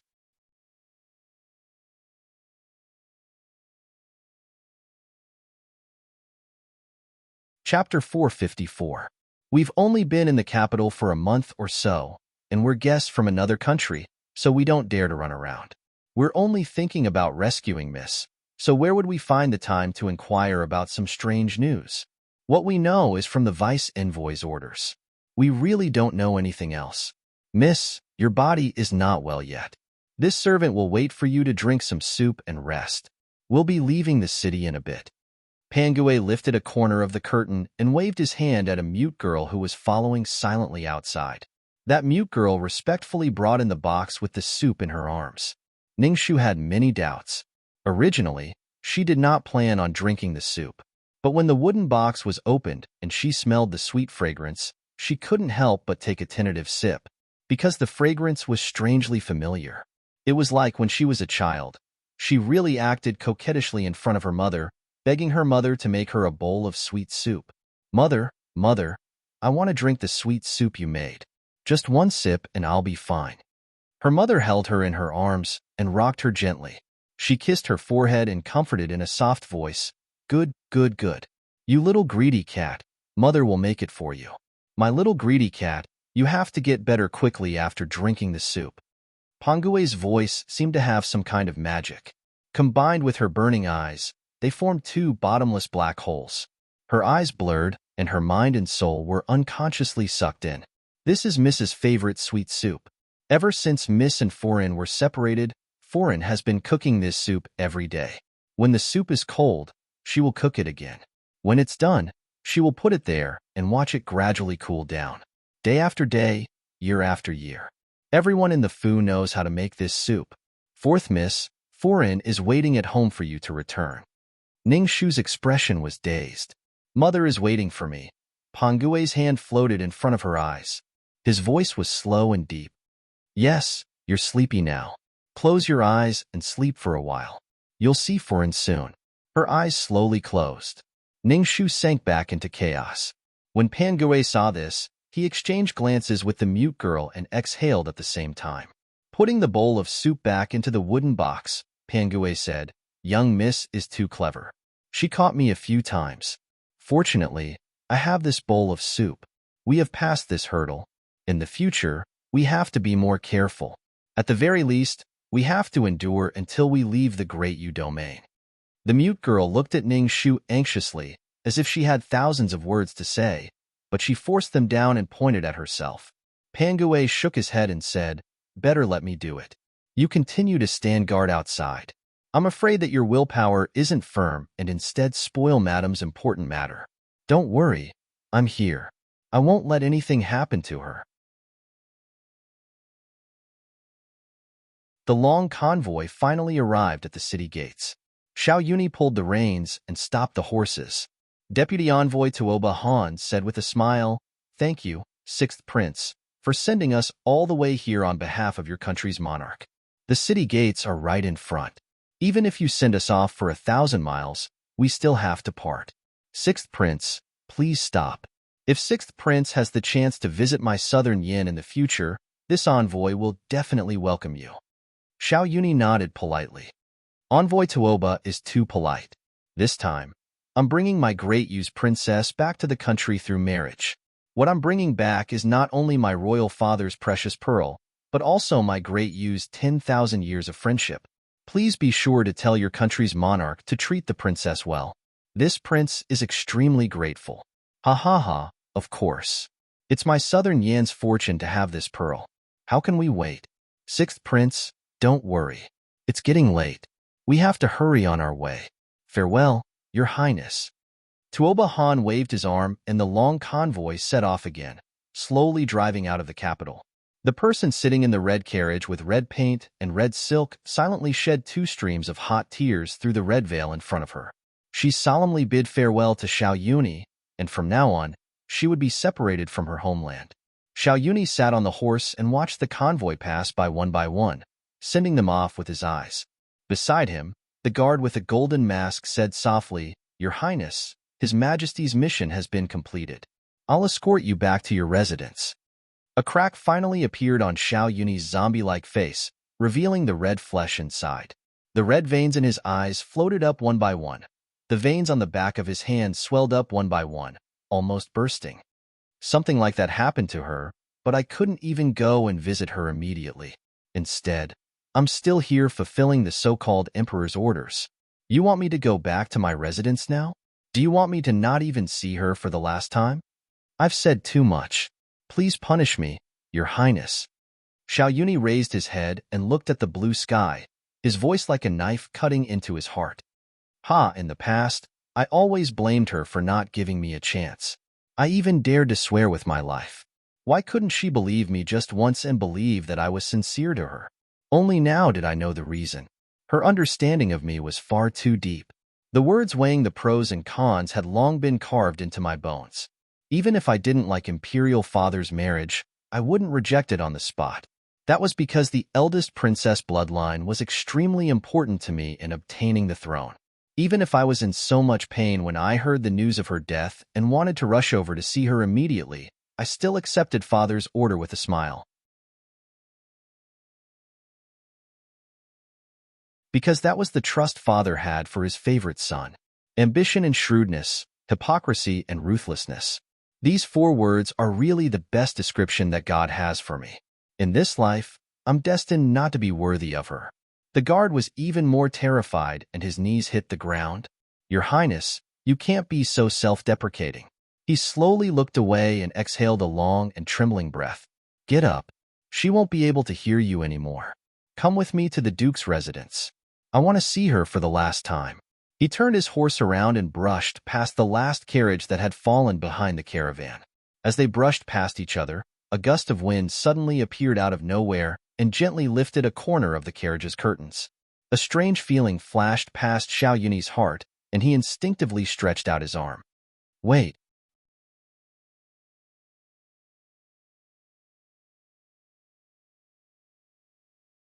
Chapter 455. Tuoba Han, who had been riding at the front, turned his horse around when he heard the report. Sixth Prince, what is it? Xiao Yunyi pointed his horsewhip at the last carriage that was too quiet. I heard from the officials of the Ministry of Rights that the envoys from your country exchanged treasures with the 2 countries. Including the princess dowry, there should be a total of 36 carriages. Where did the 37th carriage come from and who is sitting inside? The vice envoy, Tuoba Han, glanced and said carelessly, that is the 4th miss of our southern Yin silk merchants Bayou family. Her father and I are close friends, so when he came back this time, he asked me to bring her back. Because it is not official business, I did not report it. Why? Does 6th Prince think there is something wrong with her? If 6th Prince is worried, you can check it. However, this child has a hard life and met with misfortune. She is injured and cannot come out to meet guests. I will have to trouble 6th Prince to board the carriage and take a look. Xiao Yunyi glanced at Tuoba Han's careless expression and went forward to lift the corner of the curtain with his horsewhip. The mute girl's fingers immediately tightened. Fortunately, she worried too much. Because they were already prepared, the curtains of this carriage were specially chosen to be dark. Even though the sun was shining brightly outside and the sky was blue, the interior of the carriage was still a little dim. In addition, the face of the woman dressed in southern swallow's clothing was wrapped in layers of cloth, with specks of blood on it, making it impossible to see her face clearly. He could only feel that she was pitifully injured, which made Xiao Yunyi feel a sharp pain in his heart. He thought of how painful it must have been when Ning Shu was hit by the explosion. The pain in that moment made him not want to investigate the identity of this woman. He put down the curtain and waved his hand. Sorry to disturb you. Take care, Vice Envoy. Tuoba Han cupped his fists and said goodbye to him again. The mute girl and Pangue exhaled at the same time. They quickly lowered their heads and continued to follow the carriage in the direction away from the capital, moving further and further away from the flashy imperial city. In the other direction, in the western suburbs, among the crying crowd that was preparing to return home with the coffin, under the tall camphor tree, Xiahou Qing's heart suddenly jumped. He clenched his hands into fists and coughed violently. Young master. Huiyamo immediately took out a porcelain bottle from his pocket, took out a pill and handed it to him, but he refused to take it. Huiyamo was so anxious that he stamped his feet. Your Highness, you've spat out blood twice in a short time. If you don't take the medicine, your body won't be able to stand it. Juicy couldn't help but persuade from the side. Now that things have come to this, no one can save the Milky Way. I know your heart is like a knife, but if you can't take care of yourself, how can you find the murderer who murdered Miss Ning? Xiahou Qing stubbornly pushed the medicine away. He smiled bleakly. Do you know? Just now, I seem to have heard her calling me by my ear, urging me to go and save her. She was going to be taken away and never come back. Huiyamo and the others looked at each other and sobbed. Master said that if you regret or miss someone too much, you will have auditory hallucinations. Are you blaming yourself? But this was an accident. Who knew that she would pass by the firecracker workshop and the workshop would coincidentally explode? Your Highness, you've already used all your strength. Beside him, Tianwen, who had been chewing his nails, suddenly said, Accident? I don't think so. Huiyamo frowned. You mean it has something to do with Princess Chongping? But we've searched all over her palace. The palace guards also saw eldest Miss Ning leave the palace with their own eyes. Then, she headed west. If Princess Chongping had the ability to do something, she wouldn't have to sadly accept the fate of the marriage. What's more, what good would it do her to murder Lady Ning? We've been trying to find ways to help her. Tianwen laughed and said, I'm afraid you don't know. In the end, it wasn't the 13th princess who got married, but the 5th princess, Xiao Chongyue. Huiyamo was stunned. What?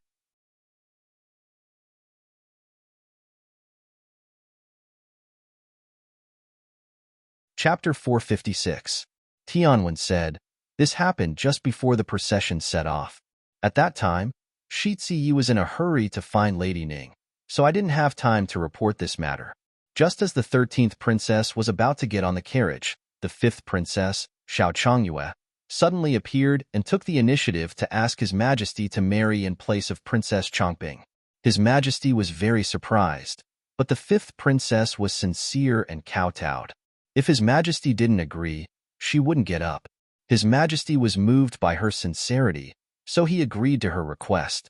Now, calculating the time, the procession should have left the capital from another direction. Xian had always said what he wanted to say and wasn't the least bit courteous.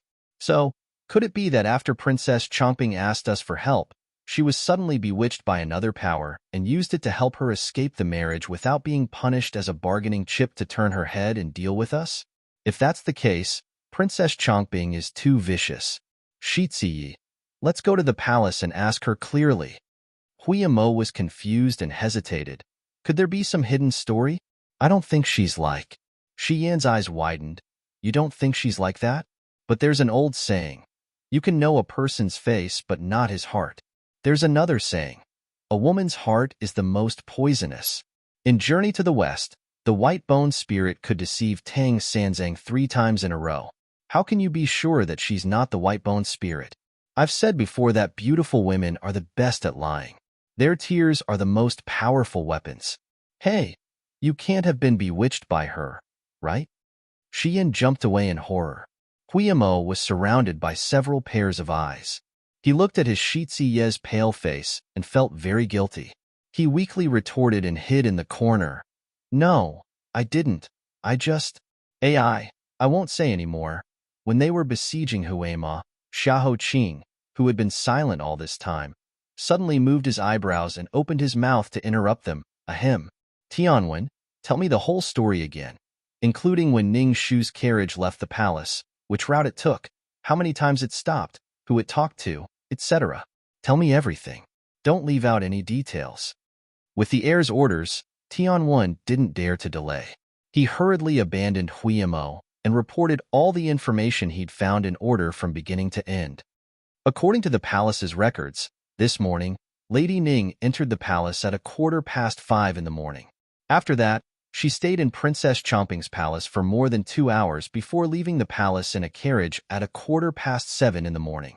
After that, she went west along Xuanwu Street and passed by Xinfang Terrace, Purple Bamboo Garden, and Qintai Road. At noon, she went out of the city gate and continued west. After that, she went to the tea house we've been to before. There, she rested for a while, said a few words to the owner of the tea house, gave him a tip, and continued on her way. Xiahou Qing listened to every word that Tianwen said and pondered it over in his heart. Immediately, a map of the entire capital appeared in his mind, marking the places that the carriages passed by. Then, his heart trembled, and he suddenly raised his head. Immediately follow me to chase after the entourage of the imperial bride. Xian was shocked. Shi Ziyi, what's wrong? Why do you want to chase after Haqin's carriage? He quickly winked at Jusi and the others. Oh my god, did Shi Ziyi become too sad and his mind became chaotic? Xiahou Qing spoke very quickly. I don't have time to explain now. You only need to know that if I don't chase after them now, I will regret it for the rest of my life. His face was so serious that Jusi had only seen it 3 times in more than 10 years. The first time was when he lost his sense of smell and the first blood-red plum blossom grew on the side of his neck. The second time was when he completely lost his sight and handed over all his skills to them and ordered them to continue after his death to find the evil mastermind behind the scenes to comfort his soul in heaven. The third time was now. Therefore, Juicy didn't think and immediately sealed Shi Yan's mute acupoint. He brought the horse over to Xiahou Qing and helped him onto the horse. They mounted the horse again and rushed in the direction of another city gate as fast as lightning. Xiahou Qing bent over, causing the originally calm air around him to become a rapid gust of wind. Due to his extreme speed, the black satin in front of him slipped off carelessly. It was stolen by the wind before he grasped it again.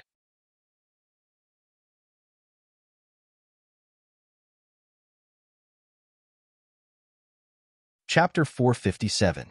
Prince Namping's mansion has something important to do. Please make way. Huiyamo cracked the whip in the wind and led the way. Hearing the name of the Nanping mansion, the curious passers-by all moved out of the way. They stood on the side of the road and looked up, wanting to see what the legendary Nanping mansion's crown prince looked like. However, before they could see clearly how many eyes and nose the person in the middle had, they felt a gust of wind pass by and the person was gone. Many flower girls felt that it was a pity. Huiyamo whipped the horse again and turned his head while rushing.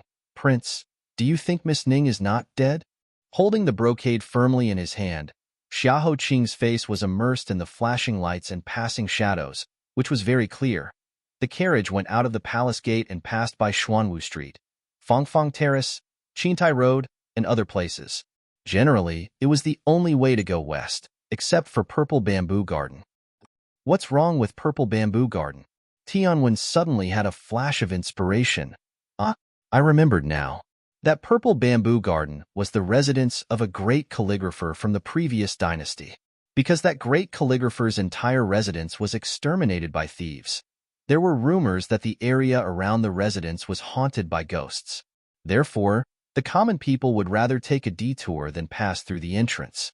Over time, the garden became deserted and gloomy. Not many people could be seen during the day. Why did Lady Ning go there? Huiyamo said, maybe she had something important to do and didn't have time to think about anything taboo. So she ordered the coachman to take a shortcut? Juicy pondered for a moment and said, there is a contradiction. The carriage went from the palace gate to the city gate. If it was hurried, it would have finished in 2 hours. But according to the record, Lady Ning's carriage left the palace at 6:45 in the morning, but it left the city at noon. If it was really hurried, it wouldn't be so leisurely. Huema suddenly understood. You mean, the extra moment was delayed in the Purple Bamboo Garden? Could it be that she had been replaced by someone else? Then who was the person who was killed in the firecracker workshop? Huimo's brain was buzzing, and he felt that it was not enough. Xiahou Qing's thoughts became clearer and clearer as he sorted them out. It was as if he had smashed an ice mirror in front of him. The blurry leaf finally revealed its essence in front of his eyes, and the veins were clearly visible. This was a trap, a carefully planned trap, all for the sake of stealing her away from him. As the saying goes, concern leads to confusion. The other party had been playing a psychological war from the beginning to the end. From the moment he noticed Ning Shu's disappearance, every step had been perfectly calculated. From Xiao Zhangping to the owner of the tea house, he had constantly thrown out bait one after another, making him too tired to calm down and think. And when he finally found her after a series of twists and turns, he was faced with a premeditated explosion. The huge impact in that instant completely shattered his rationality. By the time she was taken away by the political marriage team without anyone noticing, the matter had already been settled, and she could no longer be found anywhere in the world. As long as he thought of that possibility, Xiahou Qing's chest was blocked, and he was in so much pain that he could not straighten up. In the backlight, his side face was pale and soft, but it was as unshakable as a snowy mountain. No matter who it is, and no matter what the other party's purpose is to steal her away from me, if I don't allow it, no one can take her away from me. Juicy always planned 10 steps before taking one step. He thought and said, if Lady Ning is really in the political marriage team, we will inevitably have a conflict with the Southern Yin delegation again. To prevent any future trouble, Huiyamo, Shi Yin, You two go back to the prince's mansion to dispatch people quickly. We will shoot arrows and meet on the way. Okay, we promise to complete the task. Yin, let's go. Huh, why don't you speak? Are you mute?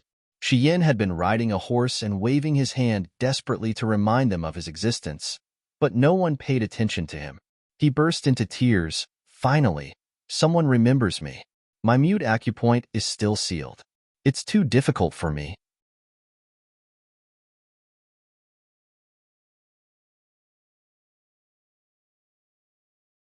Chapter 458. Who is blocking the road ahead?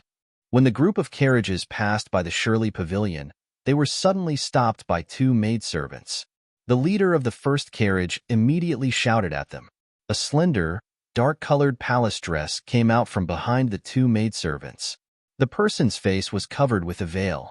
I am Xiao Zhangping. I am here to send off my eldest sister. 13th Princess? The guards immediately stopped the carriage and reported a few words to the deputy envoy. Not long after, a dazzling red wedding dress slowly walked out of the carriage. She walked in front of Xiao Zhangping and lifted her veil. The two of them talked in private. When she saw Xiao Changyue, Xiao Zhangping's voice suddenly became unstable. Fifth sister, why do you want to marry for me? Did that person come to find you? Xiao Zhangyue smiled faintly as she looked at this little sister of hers who had grown up together with her, but couldn't be considered familiar with her. This proud princess who had once been deeply doted on by the emperor had become gentle and indifferent after experiencing so many things. Furthermore, the rare heroic spirit in her forehead seemed to have vanished with the death of a man named Yun Ruahue, leaving behind only a noble and gorgeous empty shell. She said, "Someone did come to find me, but I was willing." Xiao Zhangping opened her eyes wide in shock. You were willing? As she spoke, her eyes became red. Fifth sister, how could you? You should know what this marriage represents. Aren't you afraid that you will regret it in the future? Xiao Changyue gently tidied up her scattered hair. When she smiled, the valiant and formidable fifth princess Xiao Changyue seemed to come back. In the first 20 years of my life, I loved, hated, resented, and cried. She had given her heart to someone who didn't deserve it, and then dug it back out. Thinking about it, I have experienced half of this world, so I don't regret it. These years, I have made myself a joke. In the following years, I should fulfill some of the obligations of a royal daughter. Little 13th prince, since you were born into the palace, I know that you have not lived well, but as your eldest sister, I have never reached out to help you. I have been too negligent. This time, I will consider it as an apology. Don't worry, your elder sister isn't dead yet. I'll hold them off for you for a few years. The tears in Xiao Zhangping's eyes rolled down. He was speechless. He could only hold her hand tightly and call out, "Sister, don't think that I'm only doing this for you. I'm also doing this for Imperial Father, for Imperial Mother who has always been implicated by me, for the people of Great Yu, and for the people of Xiao Changyue, who will be recorded in the history books 100 years later, not just as an idiot who only knows how to love." Xiao Changyue put the veil back on her head and waved at her. Little 13, choose someone who also cares about you and love him. Don't follow my old path. Remember to turn back when you hit the southern wall. In Xiao Zhangping's eyes, the beautiful red wedding dress danced in the wind. She boarded the carriage again and was taken away by the rolling wheels, further and further away. She pressed down hard on her chest and sobbed, "Okay, I'll turn back. Elder sister, I'll definitely do as you say." She was dreaming again. It was that man who was covered in black brocade. He looked like a celestial being who was about to melt into snow. However, this time, he was not standing under the camphor tree. Instead, he was riding on a horse. He looked anxious and travel-worn. Fine beads of sweat rolled down from his forehead and condensed on his chin. They followed the curve of his chin and slowly slid down to his Adam's apple, leaving behind a wet trail. Finally, they disappeared into his collar. On the side of his neck that was covered by his collar, a blood-red color was faintly discernible. It seemed to be in the shape of a flower petal. Ningxu looked back and forth beside him. She was very curious. Who was this person? Why did he always appear in her dreams? Could it be that it was a love debt she had previously incurred? That feeling was good. He was so handsome and did not seem to be lacking in money. This kind of love debt, the more the better. But why was it that every time she dreamed of him, her heart would feel both happy and sad, causing her soul to feel uneasy? She wished she could immediately turn into a gust of wind and float to his side like a butterfly. Of course, she did not have the ability to turn into a butterfly. As a result, she woke up again and saw the mute girl kneeling beside her, washing her body and wiping her face.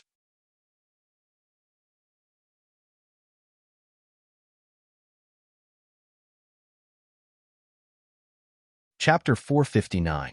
Have we already left the capital? She didn't know why, but she felt an unusual pain in her forehead. She was also trapped in a faint dizziness. It was like a legendary illusion. The mute girl nodded. What time is it now? The mute girl gestured that it was sunset, and they should get out of the carriage to rest. Ningxu looked around and found that they were no longer in the carriage. They were surrounded by low tables, soft couches, and small windows. Under the window, there was a pottery vase with a bunch of dogtail flowers. Although it was not very gorgeous, it was neat. It must be a relay station. The sun was hanging in the west outside. Ningxu pressed her temple and said in pain, "My head hurts. Can you help me out to get some air?" The mute girl hurriedly shook her head, indicating that her body was still weak and needed to rest. It was not suitable for her to go out. Ningxu disappointedly pursed her lips. So it's like this. Okay, my stomach is very hungry right now. Can I trouble you to prepare some food for me? The mute girl nodded again and again. She got off the couch and turned to leave, but she heard Ningxu let out a painful cry. She was very nervous and quickly went to see. But she saw Ningxu laugh out loud. "I'm just teasing you. I feel very good right now. There is nothing wrong." The mute girl silently looked at her, but in the end, she couldn't do anything to her. Thinking about it, she was still worried about the injury on her forehead. So, she bent over to check it again and again. Looking at the mute girl's focused eyes, Ningxu's heart moved. She suddenly said, "I don't know why, but I feel that you are very familiar. It seems like you have been by my side for a long time. Is that right?" The mute girl's movements froze. She subconsciously withdrew her hand and shook her head. Ningxu tilted her head and seriously said, "Then we are especially fated to meet. So, when we meet, we feel very intimate." The mute girl raised her eyes as if she had thousands of words to say. But she only flashed her eyes and turned her head. She turned around and ran to get her food. When the door closed again, Ningxu put away the harmless smile on her face. Her eyes became as cold as ice, without a trace of ripple. She turned her wrist, and something slipped out of her sleeve. It was the fire pellet she had taken from the mute girl's body. According to Pan Gue, they were the servant girls of the Bayou family, a silk merchant of the southern Yin kingdom, who had been missing for many years. But why would an ordinary maidservant carry such a powerful thing on her? Furthermore, the identity they gave her was White Jade Linlang. She had been abducted and sold to a brothel when she was only a few years old. But why did she think that she knew nothing about the essential skills of a brothel's courtesan? Pipa, dance, singing? She knew nothing about them, and she was even better at seducing men.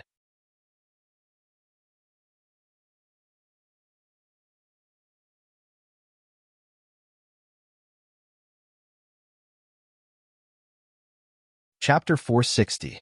The relay station was completely surrounded by the Hachin caravan, and there were soldiers guarding outside. Ningxu looked around and confirmed that she could not find any chance to escape. The current situation was unclear, and she was not even sure of her own identity. Even if she escaped, she did not know where to go.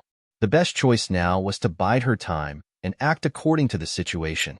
She was thinking about where she could find some useful words or clues when the door opened with a creak.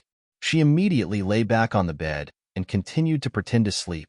It was not Pan Gue or the mute girl, but a middle-aged man with a strong and rough appearance and greedy eyes. It was the Southern Yin deputy envoy, Tuoba Han. He stood with his hands behind his back, protruding his stomach, squinting his snake-like eyes, taking leisurely steps towards Ningxu. Looking at the soft young girl on the couch, the muscles on Tuoba Han's face twitched as he slowly smiled. You're such a sharp-tongued little girl. You didn't expect that there would be a day when you would fall into my hands, right? That day, you refuted me in front of everyone in the Zichen Palace Hall, causing me to lose a lot of face. Now, you have to rely on me to escape. Let me see what you're going to spit out from that sharp little mouth of yours. On the bed, Ning Shu felt a strong sense of disgust rise in her heart. She calmly pinched the fireball in her sleeve, but her face was calm as if she had really fallen asleep. But this little trick was too ordinary in Tuoba Han's eyes. He approached the edge of the bed, bent down, and pinched her chin. Pretending to be asleep? Haha, tricks. Ning Shu woke up from her dream. Her face was pale as she screamed. Like a frightened rabbit, she hid in the innermost part of the bed and hugged herself in fear. She looked at the unfamiliar poisonous snake in front of her. You? Who are you? Why are you in my room? Ah, are you the procuress who came to take me back? Don't come over. Pangue, mute girl, come and save me. I don't want to go back. I don't want to go back. Looking at the pure white eyes of the young girl in front of him, Tuoba Han raised his eyebrows with interest. He suddenly laughed. Oh, I almost forgot. You shouldn't remember anything. Ha ha ha, my good niece, let me tell you. I am your good uncle, your father's close friend for many years. Ever since I was your uncle, I have doted on you the most. Quickly get close to your uncle. In any case, she had worked in a brothel before. Who didn't she serve? Keep the goodies within the family. What are you doing? Let me go. Ning Shu didn't even bother to put on her shoes. She ran toward the door as if she was escaping, scattering a handful of things. Tuoba Han broke into a run and chased after her. Just as his iron palms were about to grab her, he stepped on a few pearls and almost fell down. He staggered for a moment, and his evil nature became even more aroused as he chased after Ning Shu. Ning Shu ran for her life in the corridor, screaming at the top of her lungs as she ran towards the place with the most guards. If she guessed correctly, this should be the residence of the princess. As expected, the door opened. A dignified and beautiful figure in a red palace dress walked out unhappily from inside. Deputy, why are you making such a ruckus? Ning Shu immediately cried and threw herself at the princess. She was stopped by the palace maid beside her. Where did this girl come from? Don't you know the etiquette? Be careful not to startle the princess. Ning Shu raised her head in fear. The white cloth on her face had been loosened halfway when she ran, revealing half of her face. When Xiao Changyue saw that half of the face, his pupils shrank and he said in shock, "Why is it you?"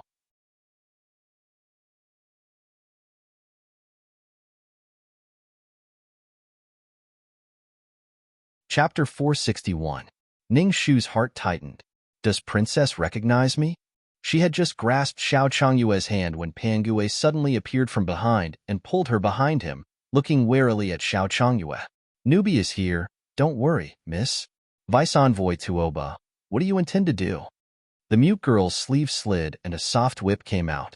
Seeing Pangue and the mute girl return to their positions at the same time, the flesh on Tuoba Han's face trembled. He took back his claws that were about to reach over and straightened his back. From a ferocious beast, he turned back into half a human. He said with a fake smile, "Ha ha, what can Ben Envoys want? I just want to see how my good niece is recovering and did my duty as her uncle, who knew that this child injured her head and forgot everything. Now, there was a big misunderstanding. Ha ha ha ha, I've disturbed Princess. It's fine, everyone can leave." He gave a dignified excuse and everyone gradually left. Only Ning Shu looked anxiously at Xiao Changyue. But Pangue and the mute girl were at her side, so she could only be escorted back to her room. Seeing the bandages on her face loosen, Pangue and the mute girl exchanged a look and knelt on the ground. Miss was frightened today. It's Newbie's fault. Please punish us. Ning Shu held their hands tightly, her eyes filled with water. You can't leave me alone in the future. I don't know anyone here. I was really scared just now. The mute girl's eyes turned red, anger rising. She took the soft whip and was about to go out and argue with Tuoba Han when she was stopped by Pangue. Pangue shook his head at her and then comforted Ning Shu. Miss, Your body is weak. Newbie will serve you some food first. Don't worry, even if Newbie dies in the future, we won't leave you alone. All right, I'll remember. You can't go back on your words. Ningshu nodded gratefully. She sat at the small table and ate some warm porridge and side dishes under the two-service. Pan Gue observed her expression as he served the dishes. Seeing that she was really hungry, she ate half a bowl in front of them without any ill feelings. She didn't seem to be on guard at all, so he probed. This servant heard the noise and rushed over just now. I just happened to see Miss saying something to Her Highness the Princess. What was it? Ningshu didn't even think. Oh, that princess saw me and said in shock, "Why is it you?" I was puzzled and asked her, "Do you know me?" Before she could answer, you guys had already rushed over. Tell me, did she know me in the past? But I am a brothel girl. How did I interact with the princess? Don't you think this is strange? Just now, Pan Gue had been so close to her and interrupted her conversation with the princess. This meant that she had heard everything. If she hid it now, she would be deceiving herself. She might as well tell the whole story and fish in troubled waters. As expected, although Pan Gue's expression tightened, his brows loosened imperceptibly. She smiled slightly and said, "Miss, how can you belittle yourself? Although you have unfortunately fallen into prostitution, you have always been a prostitute who only sells her art and not her body. Also, you have been outstanding since young and are well known in the capital. That princess must have been curious and went to see you in disguise. Newbie heard in the capital that this fifth princess doesn't care about trifles, and the people have an unusual reputation. So it's like this." Ningshu understood. No wonder. But it is good that the princess is here today. Otherwise, who knows what that vice envoy Tuobo would do. My father sees this kind of person as a close friend and entrusted me to him. He is really blinded by wolves. When I see my father, I will tell him about this. By the way, I should pay a visit to the fifth princess some other day. Pan Gue thought for a while and stood up. "Miss, you don't need to come out. Newbie will thank her on your behalf. You just need to rest well. Leave everything to Newbie. Mute girl, serve forth, miss. I will be back soon." The mute girl nodded silently and took the silver chopsticks. Ningshu smiled sweetly at her and continued to eat happily. Before Pan Gue left, she suddenly said, "Oh right, miss, the mute girl lost something very important. It is a black ball. That thing is very powerful. Did miss pick it up?" Ningshu's wrist moved and she stared blankly. "What black ball? I didn't see it." Pan Gue showed a distressed expression. The mute girl checked from the carriage and it was still there. After that, she only went to two places. The way to the kitchen was searched. You didn't see it. So where could she go? That is the amulet madam gave us to protect miss before we left. Ningshu also became nervous. "Ah, it's that important. I'll look for it with you." The three of them searched the room inch by inch, but couldn't find it. Ningshu bent down and saw a round little thing under the bed. She pointed and said, "Isn't that the black ball you were talking about?" "Yes, that's it. Mute girl, you have to keep it this time. You can't lose it again. Otherwise, master and madam will skin you when we go back." Pangue's eyes turned. "Miss, your clothes are dirty. Newbie will go to the carriage and get a set of clean clothes for you to change into. Miss, please wait a moment." Ningshu curved her eyes and said innocently, "Okay." Pan Gue was all smiles as he pushed open the door and walked out. The moment the door closed, Ningshu, who was drinking porridge, and Pan Gue, who was outside the door, stopped smiling. Their eyes were deep and unfathomable.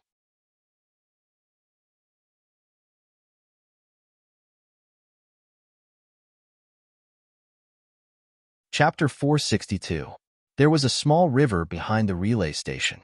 The trees beside the river were lush, and there was no moon or stars. Under the shadow of the trees, Pan Gue lowered his voice and said, "Deputy Tuoba, don't forget the agreement you made with my madam.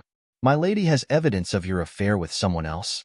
If it weren't for the deputy envoy adding fuel to the fire, how could the envoy have fallen in love with Xuanfang Station, which had a huge dispute with him, and lost his life at the last farewell banquet?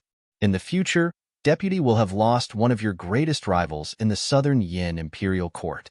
You've worked so hard to achieve this, so don't ruin it all in one day.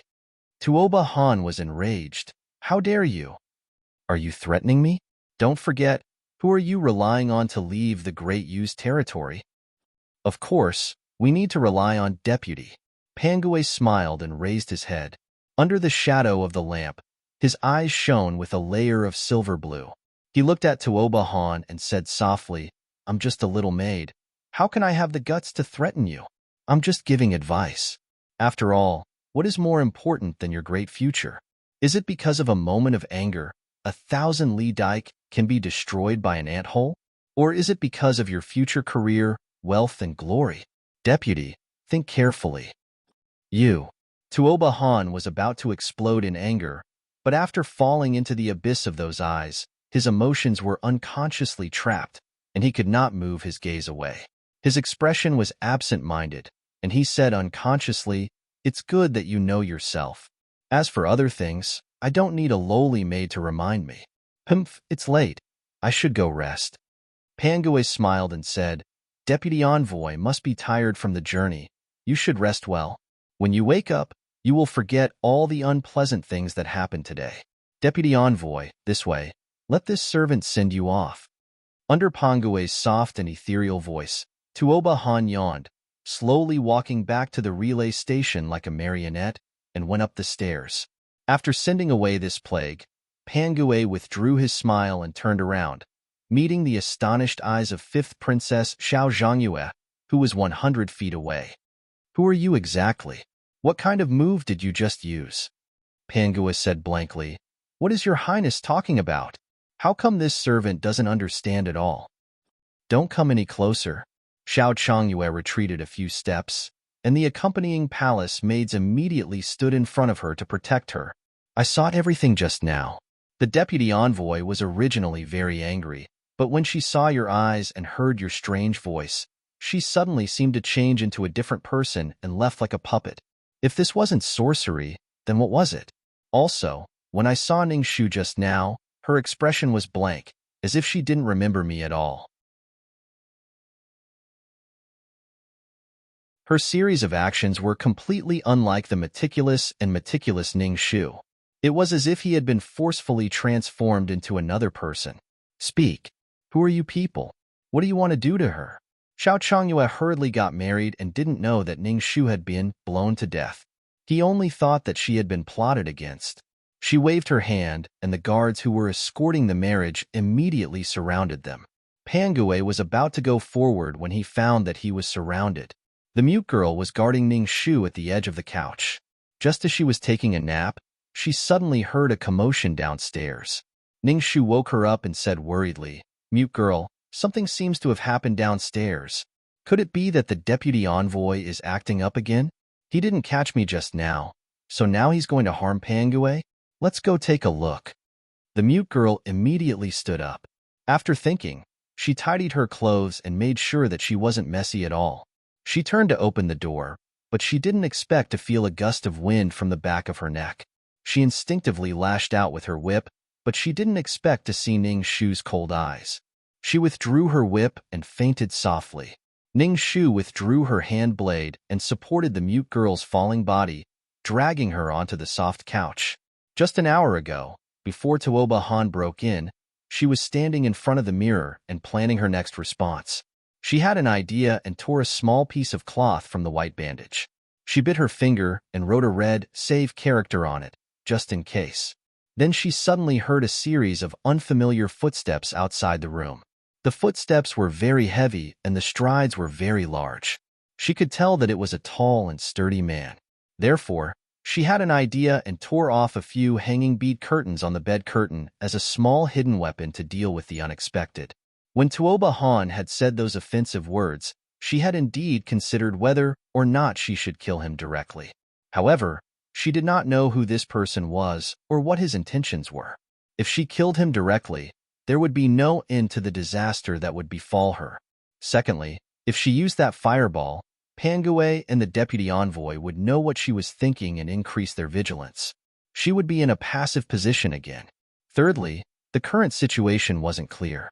If she took the chance to stir up the pond water and make a big fuss, there might be unexpected consequences. The result made her very happy. She didn't expect that the deputy envoy would recognize her identity. However, before she could ask the result, Pangue rushed back in time and interrupted their conversation. She had no other choice. She could only wave her sleeve when the two weren't paying attention and throw that small piece of cloth at the fifth princess' feet. And when the fifth princess saw the bloody words on that piece of cloth, she would definitely take action. As expected, she gambled correctly.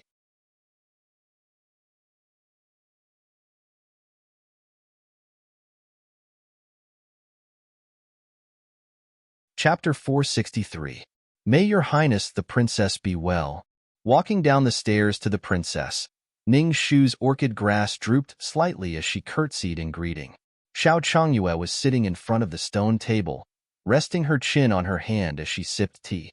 Seeing her, she half opened her eyes and said lazily, "It's you. Why have you come to see this princess?" Her jade finger pointed lightly, casually pointing at Pangue, who was gagged in the corner by the guards.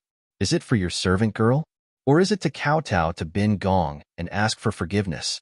Ning Shu looked at Pangue and said in a tone that was neither servile nor overbearing, "Your Highness the Princess is talented and intelligent, and outsmarts Ban Shu Wenji.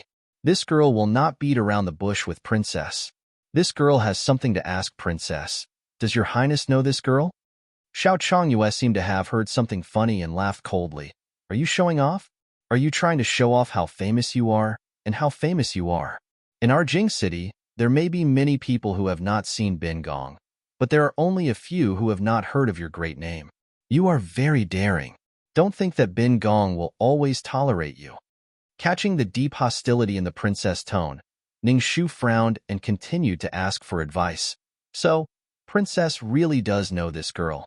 To tell you the truth, my daughter suffered some injuries earlier and has forgotten many things of the past. I can't even remember my own name. Princess, please don't be stingy and enlighten me.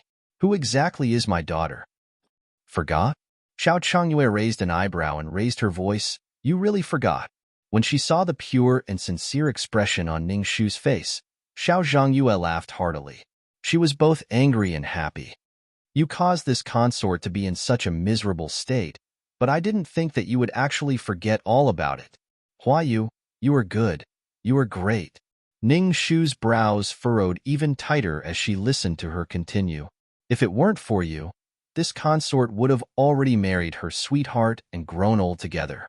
However, just because he accidentally saw you perform at Admiring Moon Pavilion once, he threw all his heart on you as if he was possessed and completely abandoned this consort.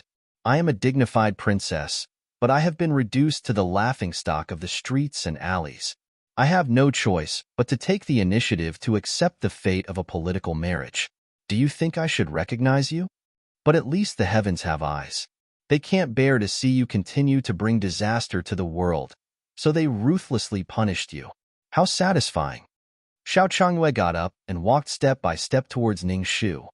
If Bin Gong had known in advance that the young daughter of an old friend that had been left behind by the deputy envoy was you, Bin Gong definitely wouldn't have allowed you to travel with the group. Now that we've already exposed each other, this consort can't allow you to wander around in front of my eyes. Giving face to the deputy envoy, come, give her a semi-cursive letter. You can leave on your own. If you dare to appear in front of this consort again, this consort will definitely take revenge for that day." A cold-faced guard threw the semi-cursive letter in front of Ning Shu and then threw Pangue at her feet. Pangue's face was covered in tears as he explained to Ning Shu, "Young miss, I followed your orders and specially went to get our Southern Yan's rare specialties to give to Her Highness the Princess. I didn't expect that when I opened the door, I would be caught by the princess's guards. Young miss, we should hurry and leave. Her Highness the Princess has a noble status. Even if she is vicious and merciless to kill us, we won't be able to resist." Several guards surrounded them and forcefully pushed them to the front of the carriage. Even the unconscious mute girl upstairs was pulled down and stuffed into the carriage. Ning Shu had nowhere to go. She could only leave with Pangue, the mute girl, and an old uncle who was in charge of driving the carriage under the princess's banishment. Pan Gue shed tears and blamed himself. Young miss, there is something that Pan Gue wants to confess to you. Actually, your face doesn't have any injuries. I purposely wrapped those strips of cloth around you because I know the grudges between you and Her Highness the Princess. If she recognizes you, there will be no place for us. So I acted on my own and was afraid that you would be frightened after knowing the truth. So I lied to you. I thought she wouldn't be able to recognize you after wrapping your face with the strips of cloth. I didn't expect that she still recognized you. It's all Pan Gue's fault. Ningxu helped her up. I was too suspicious and didn't trust you all. So I had many conjectures and blamed you all wrongly. I hope you all don't take it to heart. Protecting young miss is our responsibility. Don't worry, as long as we servants still have a breath, we will send you safely out of Great Yu. Looking at the mute girl who was still unconscious, Ningxu couldn't help but feel guilty. But at the same time, an even bigger and more vague suspicion rose in her heart. It was as if she was wrapped in a ball of gray cotton. She clearly felt suspicions all around, but when she reached out to touch it, it was soft and she couldn't exert strength. This feeling of helplessness made her very tired. Maybe the truth was as they said. She had been too suspicious? But how to explain the scenes in the dream? Who was the shuer they kept calling out to? Who was it? When she closed her eyes in deep thought, she didn't notice that Pan Gue beside her silently lifted a corner of the carriage curtain. He looked towards Xiao Changyue, who was standing under the lights on the second floor of the relay station in the distance, and gave a solemn and grateful gaze. What she didn't know was that in the time it took for an incense stick to burn after she left the relay station in the carriage, Xiao Qing's horse danced with its four hooves, stepping on the axle prints left behind by the carriage and stopping in front of the relay station. Xiao Qing's black hair fluttered in the night wind. He didn't have time to stop for a breath and hurriedly walked into the relay station. When she closed her eyes in deep thought, she didn't notice that Pan Gue beside her silently lifted a corner of the carriage curtain and gave a solemn and grateful gaze towards Xiao Changyue, who was standing under the lights on the second floor of the relay station in the distance.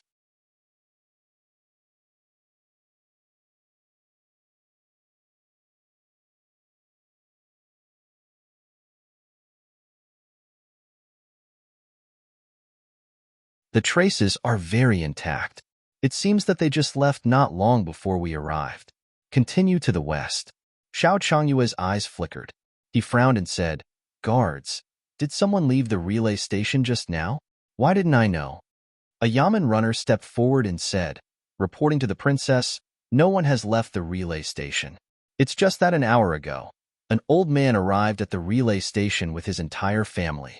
He said that his wife was not feeling well and had not found a place to rest along the way, so he wanted to rest at our relay station for the night. However, the relay station is an important place and has never taken in commoners. Moreover, Your Highness is here, so it is not safe for Your Highness to stay here. Therefore, I gave them some medicine and urged them to leave. Your Highness is resting, so I don't want to disturb Your Highness with such trivial matters." Xiao Changyue nodded in understanding. "I see. Do you have any questions? I will answer them for you."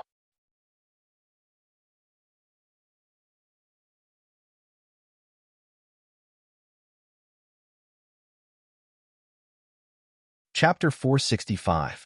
After a moment of silence, Xiao Qing frowned deeply. He raised his sleeves and bowed to the front, saying in a hoarse voice, "I'm sorry to intrude on the courier station late at night. Please forgive me, Your Highness. After leaving southern Yin, the mountains are high and the rivers are long. I deeply admire Your Highness' righteousness. I wish Your Highness a smooth journey." Xiao Qing will take his leave. "Wait," Xiao Changyue stopped him. She looked at Xiao Qing's handsome face that was as white as paper. She moved her lips and showed some sympathy in her eyes. "I heard that Xiao Shitzi has been ill for many years. Your complexion doesn't look good now. It's better not to travel late at night." Over the years, the only thing he understood was that some things were destined by the heavens, and separation might be the best arrangement for everyone. 2 months ago, I stopped a car on the street. Ningxu said to me 5 words, "Don't force anything." Xiao Qing's footsteps paused. He held the half-shattered jade pendant of the abyss swimming fish in his hand. A thin, bloody mark had been cut out of his palm by the sharp edge. He opened his mouth and said, "How did your highness answer at that time?" Xiao Changyue's eyes shrank. In the end, she didn't say anything to stop his footsteps, because she deeply remembered her answer at that time was, "But what if I insist on forcing it?" Only absent-mindedness can be unrestrained. If you really care about someone, how can you really let go easily? Even if she were to go back to 2 months ago and stop her, would she really be able to stop her? She knew the answer, and so did he. Coming out of the courier station, Huiyamo was burning with anxiety. "Shiziyi, are we just going to leave like this? Are we not going to search? What if this is an empty fort stratagem, and eldest Miss Ning is hiding in here?" Xiao Qing shook his head. His throat bulged and the coughing that he had been suppressing along the way rushed out violently. His footsteps were weak, and he couldn't help but bend down. Huema Juicy was extremely anxious and hurriedly patted his back. Just as he was thinking about how to persuade him to take the medicine, Xiao Qing took the initiative to stretch out his hand and said, "Give me the medicine and let me take it." Huiyamo was stunned. He was so excited that he quickly took out the medicine bottle and water bag and helped him to drink it. Because of the violent coughing, his face was abnormally red, but his lips were even paler. After taking the medicine, he casually waved his hand to indicate that he was fine and answered Huimo's question. "There is no need to search. She is not in the station. The fifth princess obviously came prepared. She will never let us find anything." "What do you mean?" When a person wakes up from a dream, especially when they are woken up by someone, their thoughts will be much more chaotic than when they are awake. Their reactions will be slower, their temper will also be more irritable, and their breathing will also be much heavier than that of a normal person. But just now, although the fifth princess deliberately imitated her temper, her breathing did not deceive my ears. Moreover, she was very logical from the beginning to the end. The process from questioning to asking one person after another was extremely smooth. There was no hesitation, and there was no trace of hesitation. Obviously, she was prepared. Wasn't she? In fact, there was no problem with the series of words that followed. But when she persuaded me at the beginning, she couldn't help but reveal a trace of flaw. According to her, she didn't know what happened to Ning Shu. Maybe she was in danger. Maybe she was plotted against. Everything was unknown, but she persuaded me not to force it.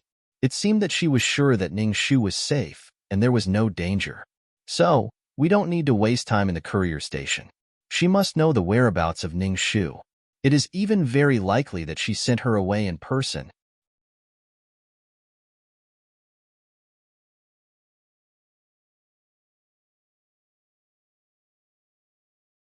Chapter 466. He didn't understand why it seemed like everyone was an accomplice, conspiring to steal her away from him. However, he would definitely find her with his own hands and pull her back into his arms again, even if he had to be the enemy of the whole world. So what? On a moonless night, the river of stars also disappeared. A few muffled sounds came from the horizon. Juicy looked up at the sky and frowned. "Heir apparent, it's going to rain soon. Let's find a place to hide from the rain." However, he heard Xiao Qing shake his head resolutely and step onto the back of the horse again. The hazy light outlined the curve of his face. "With one stroke," he said resolutely, "the rain will wash away the tracks left by the carriage. Therefore, not only can we not stop, we have to go faster, faster." In the pitch-black night, the road ahead seemed to be shrouded in black fog. Only the glass lamp hanging by the saddle gave off a faint glow, illuminating a small part of the unknown road ahead. The immortal looked down from the ninth heaven. Those faint lights were like persistent moths, stubbornly rushing toward their fate. Even if the road ahead was unknown, even if they had to go through water and tread on fire. The immortal laughed mockingly and waved his sleeves. Soon, a torrential downpour fell mercilessly, extinguishing the last flickering flame. In the heavy rain, the old man driving the carriage wiped the rainwater off his face and shouted into the carriage, "Miss, the rain is too heavy. All the lights have been extinguished. We can't see the road ahead. Let's find a place to rest." Ning Shu, who had just taken a nap, was woken up by the pitter-patter of the rain. She looked at the pouring rain outside and said, "The rain is so heavy and the road is slippery in the dark. It's really not safe. Uncle, please find a place nearby where we can rest and take shelter from the rain." "Okay, good horse, giddy up." The old man hurried for a while in the heavy rain and saw a ruined temple with flickering candlelight inside. He coaxed the horse to change its path and stopped under a big tree beside the ruined temple. The mute girl took off her clothes and covered Ning Shu's head. The few of them trotted into the bustling ruined temple. There were already many people inside. Most of them were traveling merchants who were used to living in the open. They could find shelter in a ruined temple. There were also a few who hurried in after the rain. Several groups of people gathered together and smiled at each other. Soon, they each found a place to tidy up. Ning Shu, an old man, and 3 young girls attracted some attention at first, especially the thick bandage on her face. However, the crowd lost interest after looking at her, so they retracted their gazes. The mute Pangue girl secretly observed the surroundings and found a corner where they sat down. She helped Ning Shu wipe her body. The traveling merchants had traveled far and wide, so they were the most familiar with each other. With so many people crammed into a small, dilapidated temple, it was fortunate that they didn't sleep. They got up and chatted with each other to relieve their boredom. The topics they talked about were the most popular topics of the past 2 days. Hey, have you heard? Have you heard? That Prince Xiao Minglan is truly a rare talent that is hard to come by in 1,000 years. Hearing this name, Ning Shu's eyebrows twitched. She vaguely felt that it was somewhat familiar, but she couldn't remember exactly how or why it was so familiar. Another person quickly said, "Quickly tell us, what did that old man do this time? Could it be that there's something more absurd than the time when he stood under the flower pavilion and played music for 3 days and forced the red door to open? Is there anything that old man can't do in this world?" Just this afternoon, he slipped out of His Majesty's state banquet and ran to Xiantica Mountain, saying that he had seen through the mortal world and wanted to become a monk. The old bald donkey was so scared that he almost met Buddha on the spot. It wasn't easy for him to beg his father and grandmother to persuade him to stop.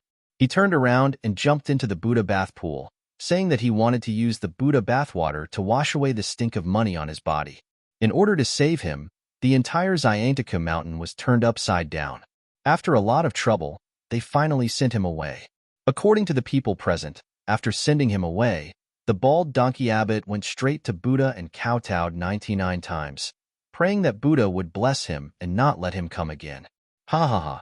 After that person finished laughing, his expression changed. He rolled his eyes and deliberately mystified. "Make a guess. What happened down there?"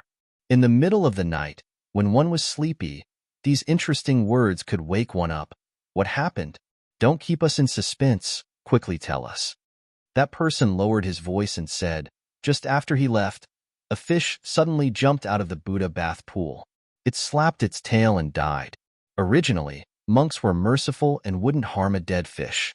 Just when a young novice monk was about to bury the dead fish, he suddenly felt that the fish's stomach was bloated, as if there was something inside. The young novice monk was very curious and opened the fish's mouth to take a look. He saw that the fish's stomach was stuffed with a roll of paper. That paper was very strange. It didn't melt when it came into contact with water. On the front, there was a string of birth characters written in small words. On the back, there were 4 big words written in blood-red cinnabar. Female lead Han Wang.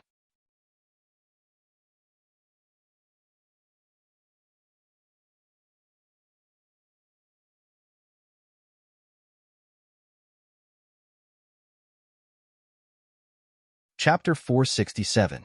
Gasps of shock immediately erupted from the crowd. Many people present might not have heard of the female lead King Han, but the legend of the female lead King Wu, when the Tang dynasty's Emperor Wu was young, was known to everyone as long as they were not ignorant children. Female Emperor Wu Zhao went against the heavens and usurped the Tang dynasty for the Zhou dynasty. She wantonly massacred the Tang dynasty's imperial family and almost overturned the Li family's dynasty. It became the most unbelievable and heavy stroke in the history books. As for the book in the belly of the fish, It was even more ominous and intended to cause chaos in the imperial court. Now, these two mythical stories had appeared in the current dynasty at the same time. What did this imply? It was very likely to cause great chaos. Appreciating the shocked expressions of the audience, the peddler leaned over and chuckled. The more interesting part is yet to come. Do you know who the woman with the surname Han is? She is Prince Ke's biological sister from the same mother, Princess Royal Xiaomingshua's only legitimate daughter, Princess Herue Han Sijia. It is said that when Princess Royal heard the news, she fainted on the spot. It is unknown if she has woken up yet. Everyone clicked their tongues in wonder and sighed. His Majesty just announced the marriage between Princess Herue and the sixth prince, and then this happened. Now, it's all over. Ningxu couldn't help but sigh when she heard this. This Prince Ku is really unlucky. If it was someone else who went to Shangdi Mountain to cause trouble, it would be fine. But it was him who went. Even if that Princess Royal hated him, she couldn't complain to His Majesty that it was her biological brother who framed her daughter, his biological niece. If this isn't cheating his sister, then what is? Don't you all think so? The mute girl who was quietly observing the situation on the side nervously squeezed Pangue's hand. Pangue shook his head, indicating for her to calm down and not be impatient. He smiled and said, "Yes, that's why everyone says that this Prince Ku is really ridiculous." Ningxu smiled and nodded, continuing to listen. Someone in the crowd asked suspiciously, "This just happened in the capital. How did you know?" The man's eyes were half closed and he said, "I won't hide it from old sir. I learned the art of divination from the Taoist priest of the White Crane Temple. I saw that the 5 elements of the city were in chaos recently, and there was a murderous aura in the air. Therefore, I pinched my fingers and predicted that something big would happen in the next 3 months. In any case, I'm a merchant and I can do business anywhere. Therefore, I packed my bags and ran out." "You just came from the capital.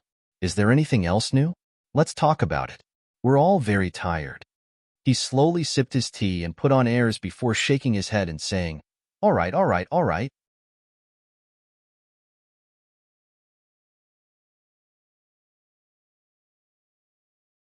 Let's say one more. Then let's talk about this. What I just told you is the first big news. When I left the city at sunrise, I just heard the second big news. The demoness of Duke Ning's family, who could bring disaster to the country, finally met the king of hell. Some of the people from Lingnan who had just moved up north were curious.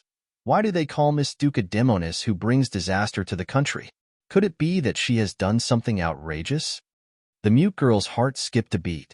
She subconsciously looked nervously at Ningxu, afraid that she would think of something when she heard this name. Her movements were so big that Pangue quickly grabbed her arm. The mute girl immediately came back to her senses and retracted her gaze. Fortunately, Ningxu was listening with great interest and didn't notice her strange behavior. "You're not from the capital, right? No wonder. You haven't heard of the demoness of the Ning family. Let me tell you about it. This Ning family has a daughter. When she was 10, she was condemned to bring disaster to the 9 generations of her family. When she was 15, she married 3 husbands in succession. 2 died and 1 was injured. The Tan family, who had just been engaged, was ruined in just 2 days. The dignified Prime Minister Tan, who used to be second only to 1 and above everyone else, was forced to enter a temple to become a monk. TSK. Tell me how powerful this is." Right. The most outrageous thing is that she was clearly engaged to the young master of the Tan family, but she still went to provoke. Provoke? Who did she provoke? The old man was filled with righteous indignation. The heir of Prince Namping, Xiaoqing.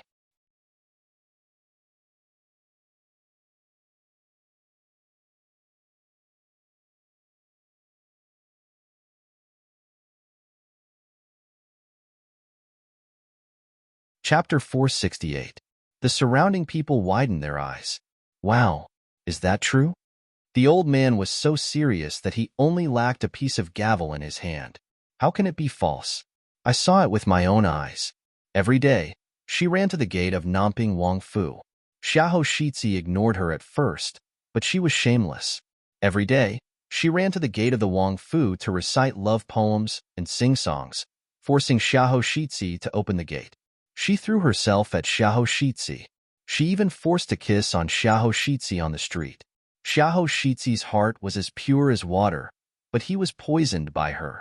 Tell me, this kind of behavior is simply outrageous. The worst is yet to come. After taking Xiahou Shitzi, she was still not satisfied. From Prince Ku to 6th Prince Xiao Yuni and 7th Prince Xiao Yunsen, they all had unspeakable relations with her. Even 8th Prince Xiao Yunjin, who just came of age, was tainted by that evil woman. I heard that if it wasn't for the Empress's slight punishment, even His Majesty was almost. AI. If this isn't a demoness who brings disaster to the country, then what is she? An old man was filled with righteous indignation and immediately reached a consensus with his brother.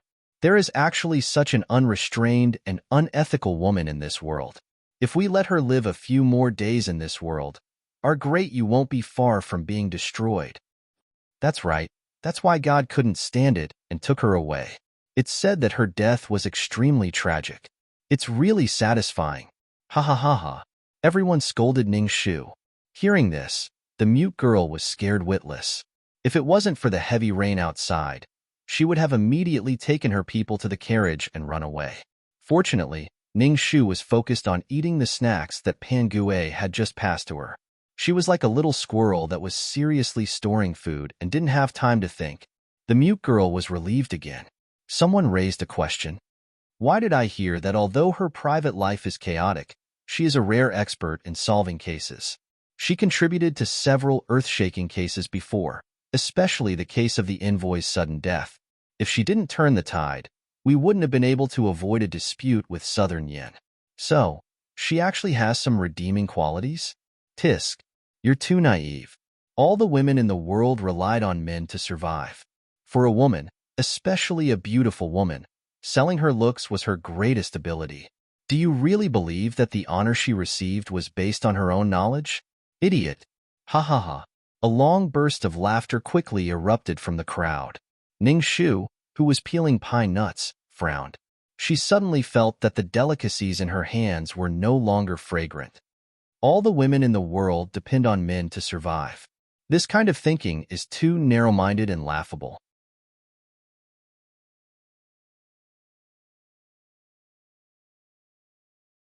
I thought that only those old fogies who thought highly of themselves and were stupid and ignorant would have such thoughts, but I did not expect that there would be so many people who would agree with them.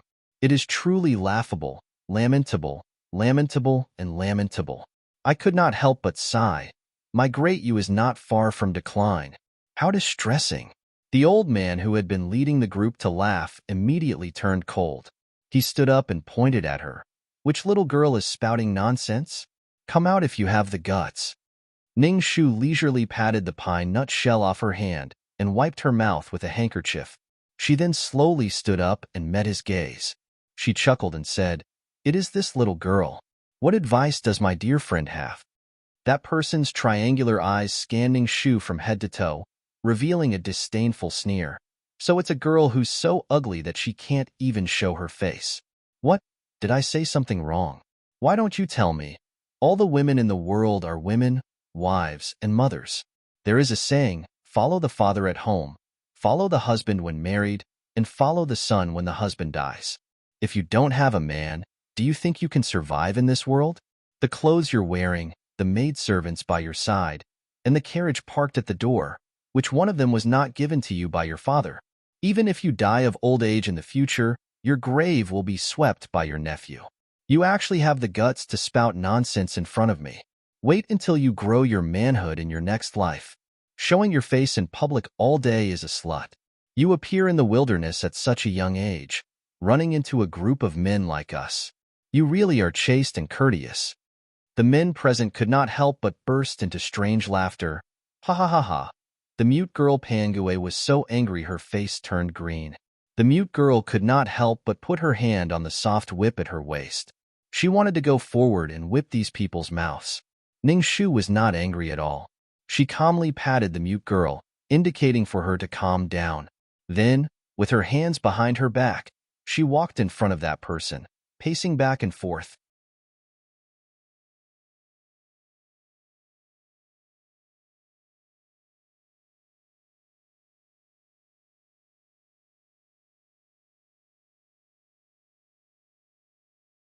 Chapter 469. The old man was scared by Ning Shu's stare and coldly reprimanded. "What are you looking at in front of me for? You're not allowed to wander around." Ning Shu paced back and forth in deep thought. She took a deep breath and clapped her hands. "I'm looking at your glabella. You're indeed worthy of being the disciple of White Crane Monastery's old immortal. You have quite a brilliant idea." "Humph, at least you're tactful. I'm in a good mood today, so I won't bicker with you. Quickly retreat." Ning Shu stopped and smiled. "According to old brother's brilliant idea, I've thought about it again and also realized a similar principle. All the men in this world are sons, husbands, and fathers, aren't they? As sons, their mothers give them their lives. If they don't have a woman, they can't even be human. They can only fall into the path of animals, or the path of plants, and be trampled on by others. When Nuwa created humans, I'm afraid she accidentally created a brain for some people. Alas, it's so pitiful. As a husband, his wife has to take care of his family. If he doesn't have a woman, his descendants can't pass on their legacy. No one cares about their well-being. No one cares about their clothing and food. They wander the world and suffer alone. In ancient times, there were Lihua and Wugo who assisted their husbands to inherit the empire. The emperor and empress complemented each other and achieved hegemony. In recent times, there was the founding emperor and empress who lived in seclusion for dozens of years. They helped each other in difficult times and finally achieved great things. Even the emperors of all ages didn't dare to look down on their wives, yet old brother dares to talk nonsense like this. How do the words "make a fool of yourself" are written? My daughter can be considered to have learned something new. Before the old man got angry, Ning Shu continued, "As a father, raising children is a natural duty.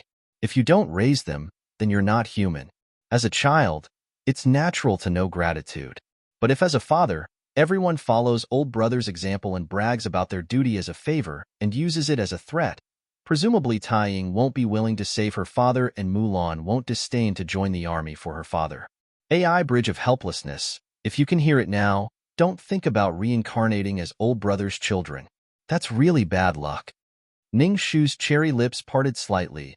Pa, pa, pa, pa. Pearls big and small fell onto a jade plate without stopping for even a moment. That old man's complexion went from white to red, from red to green. She wasn't done yet. She gave him another heavy blow in the end. Today's news is that an envoy from southern Yin entered the capital and forced the princess to marry him. Otherwise, he would attack Rong City. The fifth princess, Xiao Changyue, is a righteous person. She is willing to sacrifice herself for the country.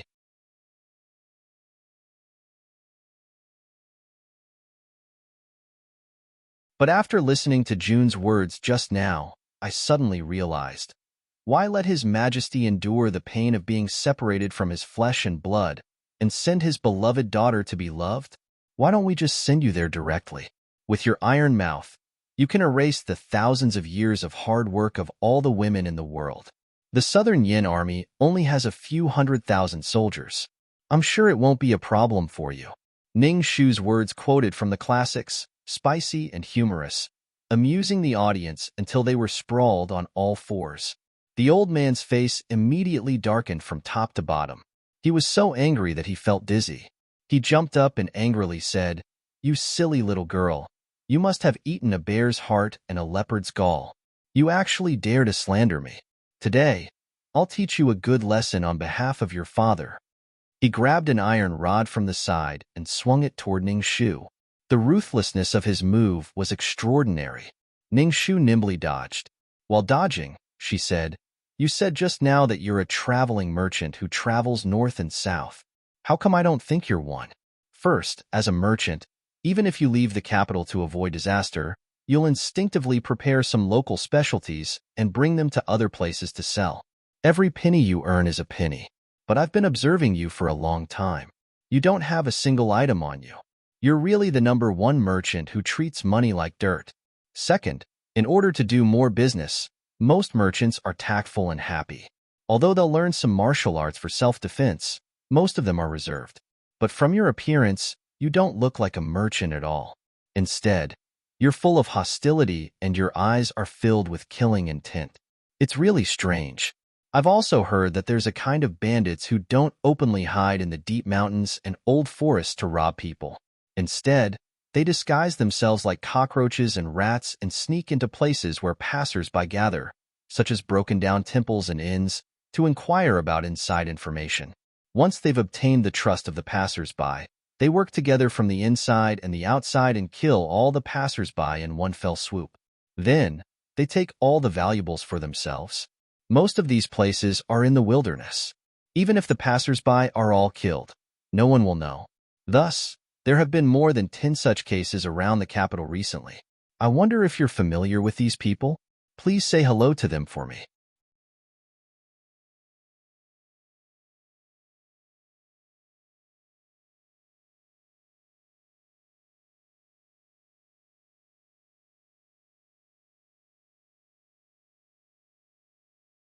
Chapter 470. When Ning Shu mercilessly exposed his mask, the passers-by, who were originally happy and had nothing to do with them, suddenly changed their expressions. They all gasped and retreated in horror, especially the old man who had just belittled women with the peddler. He was so scared that he almost fell over. He still looked down on women, but what if what this little girl said was true? His life was more important. The peddler quickly cleared a large area around him. His eyelids trembled and he immediately showed a fierce look. How did you see through my identity? Ning Shu looked at the thick calluses between his thumb and forefinger, as well as his eyes that had inadvertently looked at the gold and silver jewelry when he was telling the story. She was not prepared to tell him the truth, but deliberately revealed a sinister smile. She raised her eyebrows and said, "Because I am the Ning Shu you mentioned just now, the one who died tragically. I heard you missed me, so I climbed up from hell. Why are you surprised?" Her lips were indeed smiling, but her eyes were as cold as ice. The peddler was shocked at first, but then he became more and more angry. "How dare you scare me? You want to die." He pressed the handle of the iron rod. With a clang, the iron rod split into two, revealing the sharp iron all that was 2 feet long. Once it pierced through, there was only one result. Intestines would be pierced and belly would be smashed. He fiercely ground his molars and sneered, "Even if you know my identity, so what? My gang is hiding around this broken temple, waiting for my order to rush in and kill all of you. If you know what's good for you, hand over all your belongings immediately, and I will leave you a whole corpse. Ha ha ha." Along with his unbridled and wild laughter, black shadows that looked like evil spirits suddenly scuttled out from the curtain of rain outside and surrounded the small ruined temple. They were like greedy and bloodthirsty hyenas that bared their fangs and flashed their bayonets, waiting to kill and eat meat.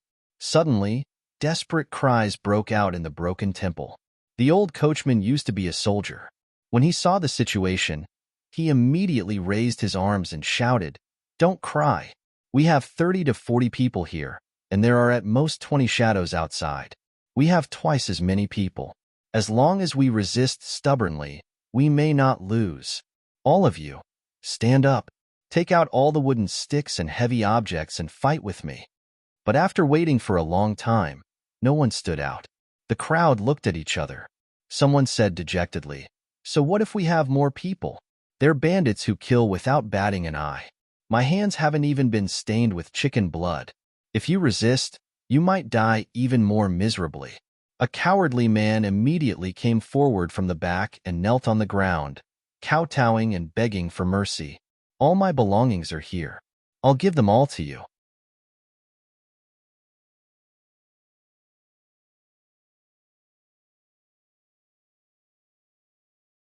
"Please spare my life. I promise I won't tell anyone else what happened. Heroes, please let me go. Let me go." With the first betrayer, there was a second, a fifth, and a 10th. Very soon, the dilapidated temple was filled with people kneeling on the ground. The old man looked at them with a pained expression. "Get up. You haven't even tried, but you've already broken your own spines. Where's your dignity? Where's your backbone? Get up." But still, no one stood up. The temple was filled with the sound of weeping. Ning Shu stopped the old man and shook her head. "Don't try to persuade him. It's useless." Although cowardice and avoidance were shameful, these were the bad habits of human beings. Once the knees were bent, it was too difficult to stand up again.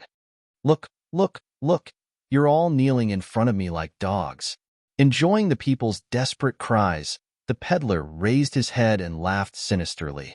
He glared and pointed his iron awl at Ning's shoe. How about this? I'll give you a chance.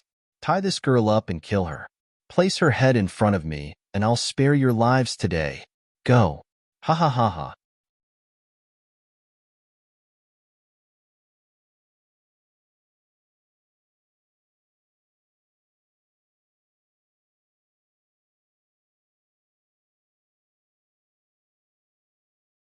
Chapter 471. Immediately, dozens of pairs of eyes flashed with cold light like the tip of a knife, hesitantly surrounding Ning's shoe, causing her heart to turn cold. She silently looked at those strange, pitiful, selfish and ruthless faces and clenched her fists little by little. She looked at the peddler with disgust and gritted her teeth. You are an evil spirit. He sneered twice. So what if I am an evil spirit? Playing with people's hearts is the most interesting. Don't you want to be a heroine? Let's play a game and see if these people will choose your life or their own. If you win, I will let you go. In these years, I have played this game no less than 10 times and I have won every time. I have lost interest in playing. How about this? Let's end this quickly. I will count to 50. If you still can't cut off her head, I will send you to heaven. 1, 2, 3. A copper coin that fell on the ground could cause the beggars to fight and bleed, let alone life and death. In the silent temple, a 7-feet-tall man kneeling in the corner wiped his tears and said, My wife just gave birth to a child and is waiting for me at home. I haven't seen the mother and son yet. Me too, me too. I received a message that my mother was seriously ill, so I rushed through the night and passed by here. I don't deserve to die. We have suffered for most of our lives and haven't enjoyed 2 days of happiness. To die here like this, we are wronged. Facing the surrounding snake-like eyes, the old coachman felt a chill from the back of his head all the way to his spine. No one wanted to die. They wanted to struggle at death's door to live. But could it be that their lives were built on the death of his young miss? With trembling hands, he angrily said, My young miss saw through this person's identity. If she wanted to escape, she only needed to quietly take us away. What does your life or death have to do with us? But she didn't. Instead, she took the risk to expose it in front of everyone, just to remind everyone to be careful and to protect your safety. But you actually repay kindness with enmity. Where's your conscience? Was it eaten by a dog? The coachman's words temporarily calmed the crowd. Everyone looked at each other and lowered their heads in shame. However, the vendor was still counting. He sneered at the group of people and deliberately sped up. 22, 23, 24. One after another, it was the countdown to one's life, constantly challenging one's humanity. A man stood up from the crowd. It was a father with a child. He pressed the child's head down and kowtowed a few times to Ning's shoe. Miss, I'm sorry. My child is only 7 years old. I don't mind dying, but he can't. Since you want to save our lives, why don't you save us all the way? Back then, Buddha also sacrificed himself to feed the tiger to obtain the great fortune.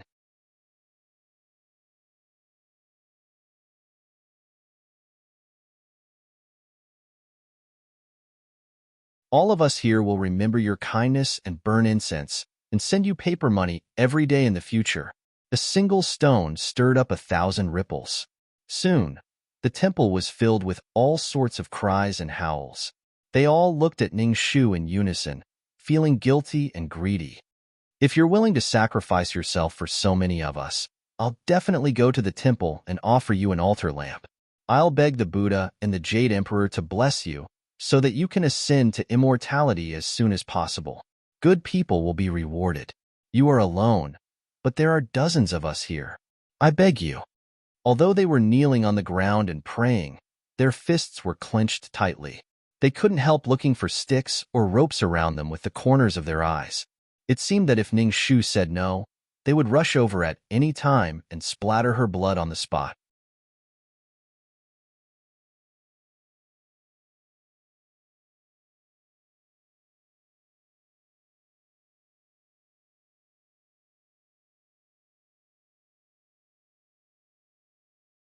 Chapter 472. After going through 7 lives, Ning Shu thought that she had seen all kinds of people, but the scene in front of her made her feel as if she was in an ice cave, as if she had seen the most evil. The coachman's hands trembled. He wanted to take Ning Shu and break out, but he was blocked by the invisible wall of people. She coldly met the peddler's evil eyes, as if it was the last tug of war where she was unwilling to admit defeat. Do you regret it, stupid girl? For this group of people, you offended this old man. Your intestines must be green with regret, huh? That person grinned, showing his yellow teeth, and laughed loudly. Although you are so ugly that you can't see people, your body looks slender and tasty. How about this? As long as you take off your clothes in front of these people, take the initiative to serve this old man, and make this old man happy. Maybe this old man will let you go out of kindness. The old man was so angry that his face turned green. He wanted to rush over and fight with his life. Ning Shu pulled him back. She was like a piece of jade that was at the end of her rope, but was as firm as ever. She would rather die than live in dishonor. In this life, as long as I make a decision, I will never regret it, and I will never admit defeat. Haha, stubborn. Then let's see how long you can hold on. 38, 39, 40. More and more people rack their brains to think of a way to persuade Ning Shu to take the initiative to die.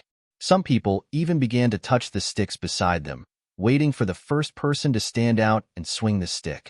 But someone spat, "Pei, how can you people have the nerve to say such things?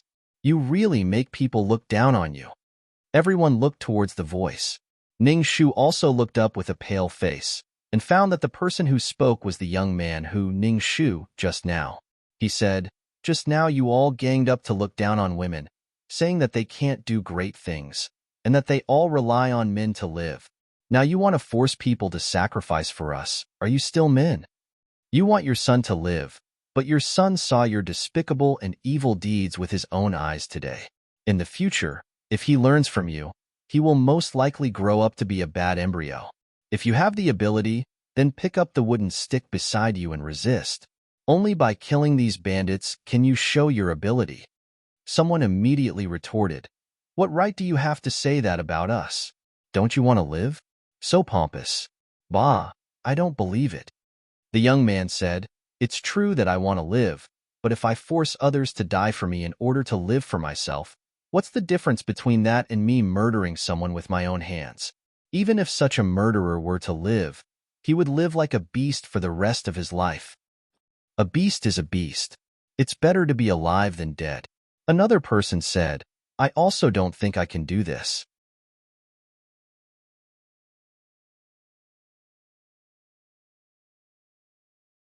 Although I haven't been to school for many days, my mother has taught me a lot about life.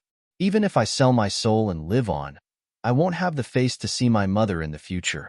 If my family and friends knew that I had done this, I would never be able to raise my head again. I can't do it. I can't do it. After a short and long period of hesitation, the crowd was divided into 2 distinct factions. At first, they were evenly matched, and no one could convince the other. Slowly, more and more people stood on Ning Shu's side. When the count of 50 finally ended, the merchant's face darkened with dissatisfaction. After the turn of the mountain, the warm wind gradually melted Ning Shu's frozen limbs and bones. She let out a long sigh of relief and smiled. "It seems that I've won, and you've finally lost once. In this world, there are still many people and few ghosts." The merchant narrowed his eyes in anger. His fierce-looking face trembled. "Oh, you all want to be a human, but not a beast? Then I'll satisfy you. Come, light the fire. Kill them all. Don't leave a single one." Ning Shu said sternly, "Come on. Let's see who's afraid when you fake ghosts meet me, a real ghost."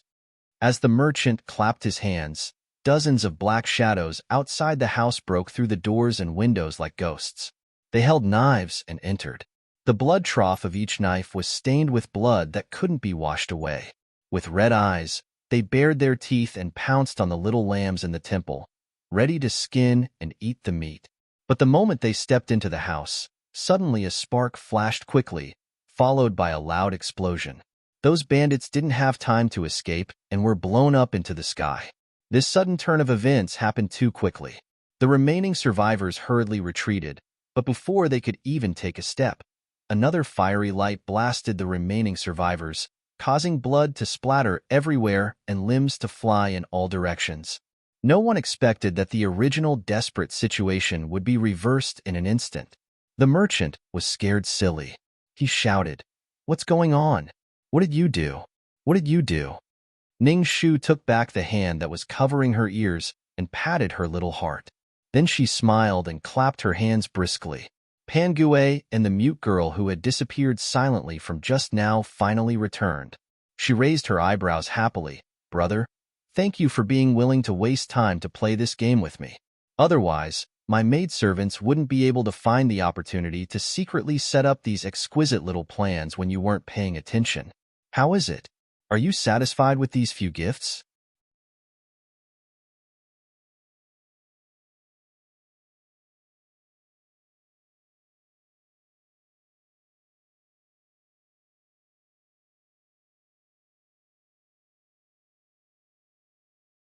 Chapter 473. More than half of the 20 brothers had died in an instant. The merchant was furious. "You bitch. I want your life." The mute girl turned and blocked in front of Ning Shu with her whip. Her gaze was like a blade as though she was saying, "You come. If you want to kill my young miss, you have to go through me first." The remaining few bandits who were still breathing immediately raised their swords and surrounded Ning Shu the moment they received the merchant's command. No one cared about the passers-by anymore. They only had one goal, to cut Ning Shu into 1,000 pieces to vent their anger. The passers-by had experienced the shocking scene and were all scared silly. When they woke up, their survival instincts made them swarm out of the temple. But they didn't expect that when they took a few steps out of the ruined temple, pairs of wolf-like eyes flashed from behind the pitch-black walls and surrounded them. Hearing the miserable howls and sky-shaking cries outside, mixed with the cries of children, the red blood was washed by the rain and quickly turned the ruined temple into a blood-red sea. The faint smile on Ning Shu's face instantly froze. Not good. She was one step behind. She hadn't thought that this group of bandits had another move. The merchant licked the hot blood on the iron awl and showed his fangs. He said with a sinister smile, "You think you are a mantis? No, I'm the Oriole. I want everyone here to die." With reinforcements, the killing power of the rampaging evil spirits multiplied. Each one was a bloodthirsty beast. Even though the mute girl was skilled, she was still at a disadvantage when fighting one against many. Ning Shu was protected in the middle by the old carriage driver and Pan Gue, and gradually fell into a disadvantage. After the mute girl was cut once, there was a second cut, a third cut. Blood soaked the light purple cloth on the mute girl's body like the rain outside. Pan Gue and the old carriage driver were also slowly injured. Ning Shu kicked a bandit over and looked at the deep wounds on their bodies. Her heart felt like it was being stabbed. What to do? If this continued, they would all die here.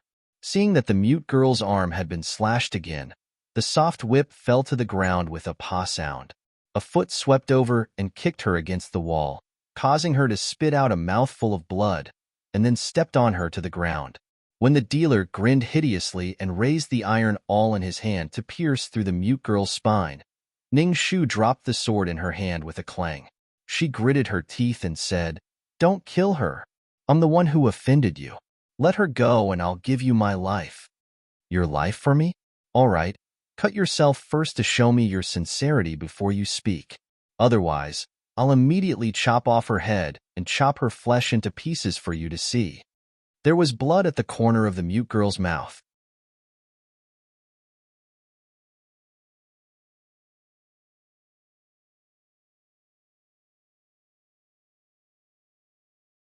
She turned her head with difficulty and looked at Ning Shu in shock.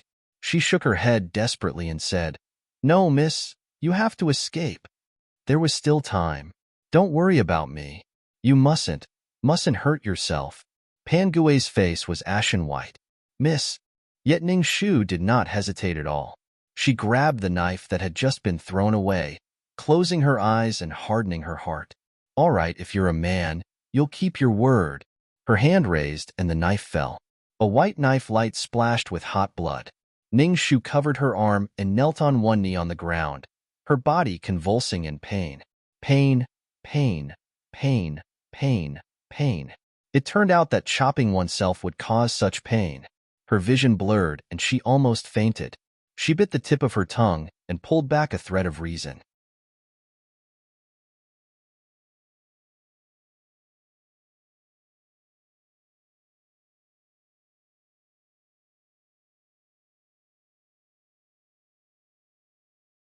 Chapter 474. Large beads of cold sweat fell to the ground. She reached out her arm, exposing the wound that was half a chi long in front of them. Because she had used enough force, the flesh on both sides split open. Large amounts of blood flowed out and flowed to the ground. Woo woo! The mute girl's eyes were about to tear. Pan Gui's tears flowed like a spring. Ning Shu smiled weakly at her and nodded comfortingly. Then she said, "This blade has already been cut. My sincerity should be enough, right? Let her go. My little life is up to you." Ha ha ha. Good, good, good. You really are honest. I see your sincerity. It's the first time I've seen such a smart and vicious woman like you. TSK, TSK. It would be a pity to kill you directly. How about this? I'll be kind and give you another chance. Didn't you want to be the savior and living bodhisattva? Look at those people in the yard. You wanted to save them and fall out with me, but what about them? For their own survival, they almost wanted to work together to kill you. You racked your brains and planned to kill so many of my brothers to pave a way for them to live.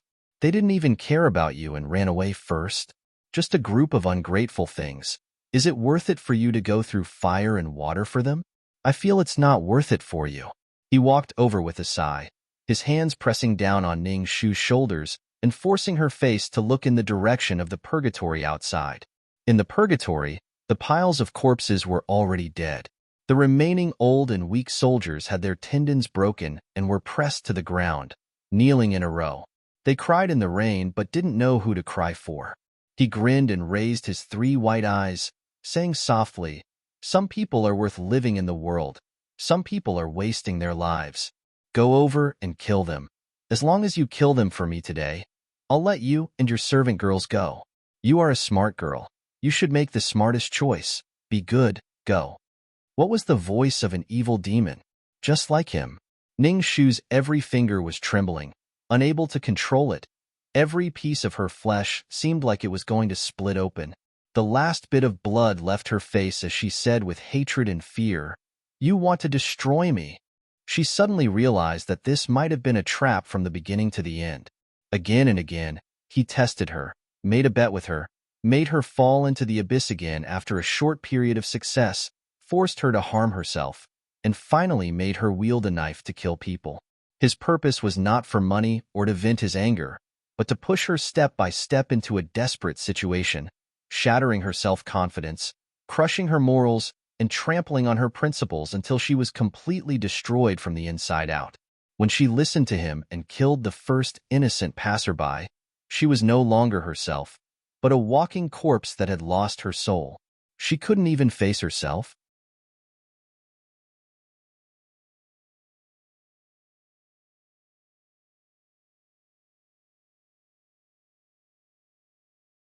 This was even more unbearable than directly killing her. But shouldn't he make a move? Mute Girl had done her best for her the entire journey. Even if she was plotted against, she still stood in front of her without hesitation, in order to prevent her from getting hurt again and again. It wasn't a problem to kill her, but how could she watch someone who cared about her lose her precious life because of her? What to do? What should she do?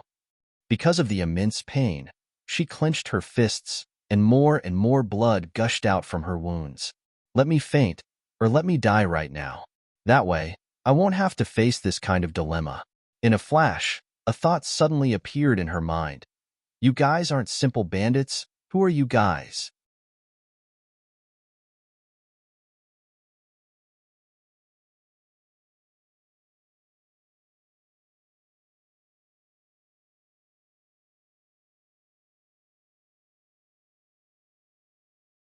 Chapter 475. Appreciating her painful expression, that person laughed strangely, Weren't you the one who said we were bandits? Why are you doubting us now? Ningshu closed her eyes and told him the truth. I just spoke nonsense. I just roughly guessed that you weren't a good person and heard the footsteps outside the temple, so I had a vague guess. In order to make other people believe, I just made up a few words. Then why did you say you were Ningshu? I also spoke nonsense. I lost my memory and don't remember who I am. I just heard you tell a story and casually borrowed a name to scare you guys. I'm not that Ning family's eldest miss. I'm just a merchant girl who fell into a brothel. Interesting, interesting. You actually don't remember who you are. If Master knew, he would go crazy with joy. Ha ha ha ha. He laughed enough before stopping. He didn't plan on revealing his true identity. It's not important who we are. What's important is that your servant girl is about to die. Her life is in your hands. Hurry up and make a decision. My patience is running out. He raised his foot and stomped on the mute girl's back. He stomped on her neck until she spat out black and red blood. Her breathing became weaker and weaker. Ningshu's eyes trembled violently. The crimson water in the corners of her eyes rippled. She forcefully closed her eyes and picked up the sword that was stained with her blood again, walking out of the temple step by step. It really was a heavy downpour. It was clearly close to Een, but the sky didn't look like it was about to brighten. The sun was completely stuck in the jar, as if it would never be bright again. Her entire body was soaked by the rain. The wounds on her arms were washed away by the water. Pada pada. The water spread and mixed with the red blood flowing out of the old uncle's corpse. The people kneeling in the blood shook their heads at her in fear. No, don't. We know we were wrong. We shouldn't have abandoned you. Please don't kill us. Please. Someone had personally witnessed the deaths of others and was already half crazy. His forehead hit the mud. Don't kill me. Don't kill me. Ah, I don't want to die. There were two voices in her head fiercely tugging at each other. One was saying, don't you see? The mute girl is about to die. After her death, it would be Pan Gue and Uncle Zhang. Originally, they didn't have to die and could have escaped together. It was because of your arrogance and recklessness that you wanted to be the savior that they were dragged into this quagmire alive. Do you really want to kill them before you're willing? Quick, take action while there's still time. As long as you take action, the mute girl won't have to die. Save as many as you can. The other one was saying, what right do you have to decide for others whether they live or die? Everyone had the instinct to seek advantages and avoid disadvantages. No one was a saint, so it was understandable that these people ran away.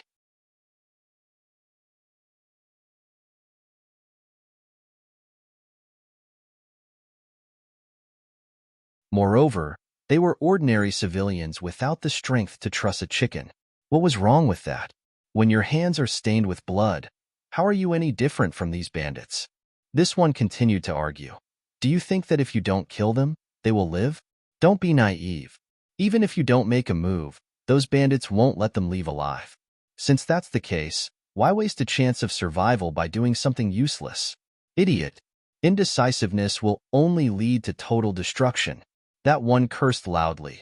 You clearly know that the other side deliberately designed this, yet you still jump into the trap. Aren't you falling into the other side's trap?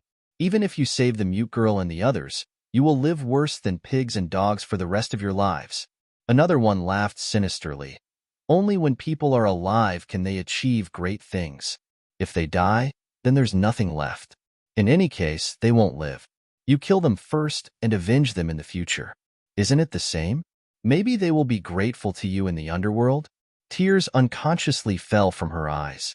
The hand holding the sword trembled incessantly. She looked at the same tearful, pleading eyes in front of her. When the tip of the knife was slowly raised, she suddenly heard a child's cry. Jejia, don't kill Chi'er. Chi'er is scared. Jejia, I beg you. Chi'er, such a familiar name. It seemed that she once had a younger brother with a similar name. After making a mistake, he would softly lean into her arms like a kitten and act spoiled, pretending to beg for mercy. Jejia, Jejia, I know I was wrong. I beg you to forgive Chi'er this time. Don't be angry anymore. The pit of her stomach was severely torn. The tip of the knife that had just been raised fell to the ground. Ningshu fiercely closed her eyes. More tears flowed down like ripples. Mute girl, Pangue, Uncle Zhang. I'm sorry. I can't do it. You hate me. On the road to the underworld, I'll be your cow and horse to apologize. Pangue and the others also shed tears and gave up. Miss, don't say that. We failed to live up to Madam's trust. We didn't take good care of you. Instead, we let you fall into this situation. We have sinned deeply. We deserve to die. Ningshu looked back and shook her head with a smile. Both of them felt relieved. But she didn't expect that the moment she turned her head, the crying boy kneeling in front of her suddenly stood up, grabbed a dagger and stabbed her waist.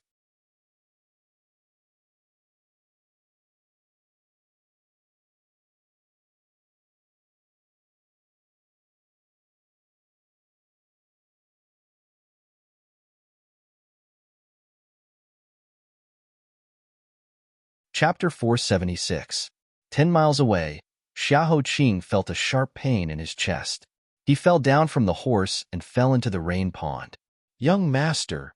Huiyamo and others immediately jumped down from the horse and ran to help him up. His forehead was hot and his body was soaked by the rain. He was as cold as ice. The black satin in his hand had already floated into the rain. His eyelashes were full of water drops.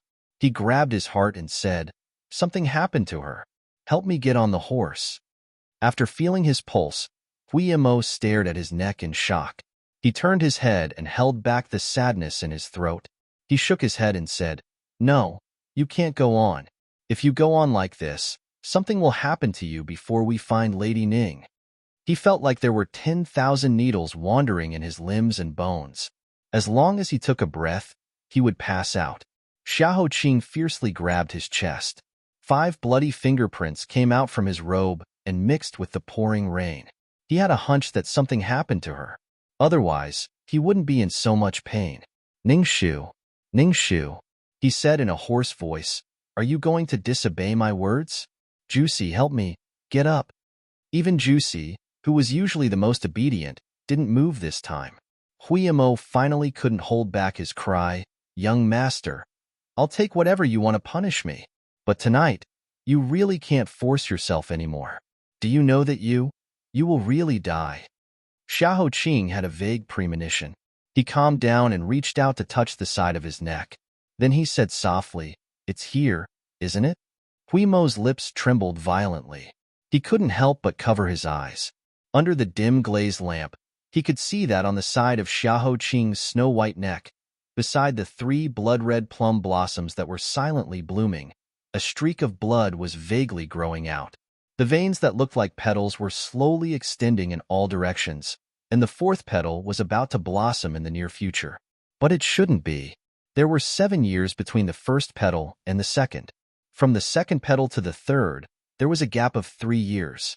Even if it continued to grow at this speed, it would take at least a year for the next plum blossom to grow. It had only been a year. With the speed of development, not to mention 25 years old, it is very likely that next year. Why did the heavens have to torture such a good heir like him? The great grief made Huiyamo want to cry out loud, but he didn't dare to make a sound because Shitzi was present. He bit the back of his hand so hard that it bled, but he didn't let himself cry out loud. "Let it come. I've been waiting for it for a long time." Xiahou Qing laughed lightly, as if he didn't put it in his eyes at all. "This kind of fate is within my expectations. It's just a matter of time. What's there to be surprised about?"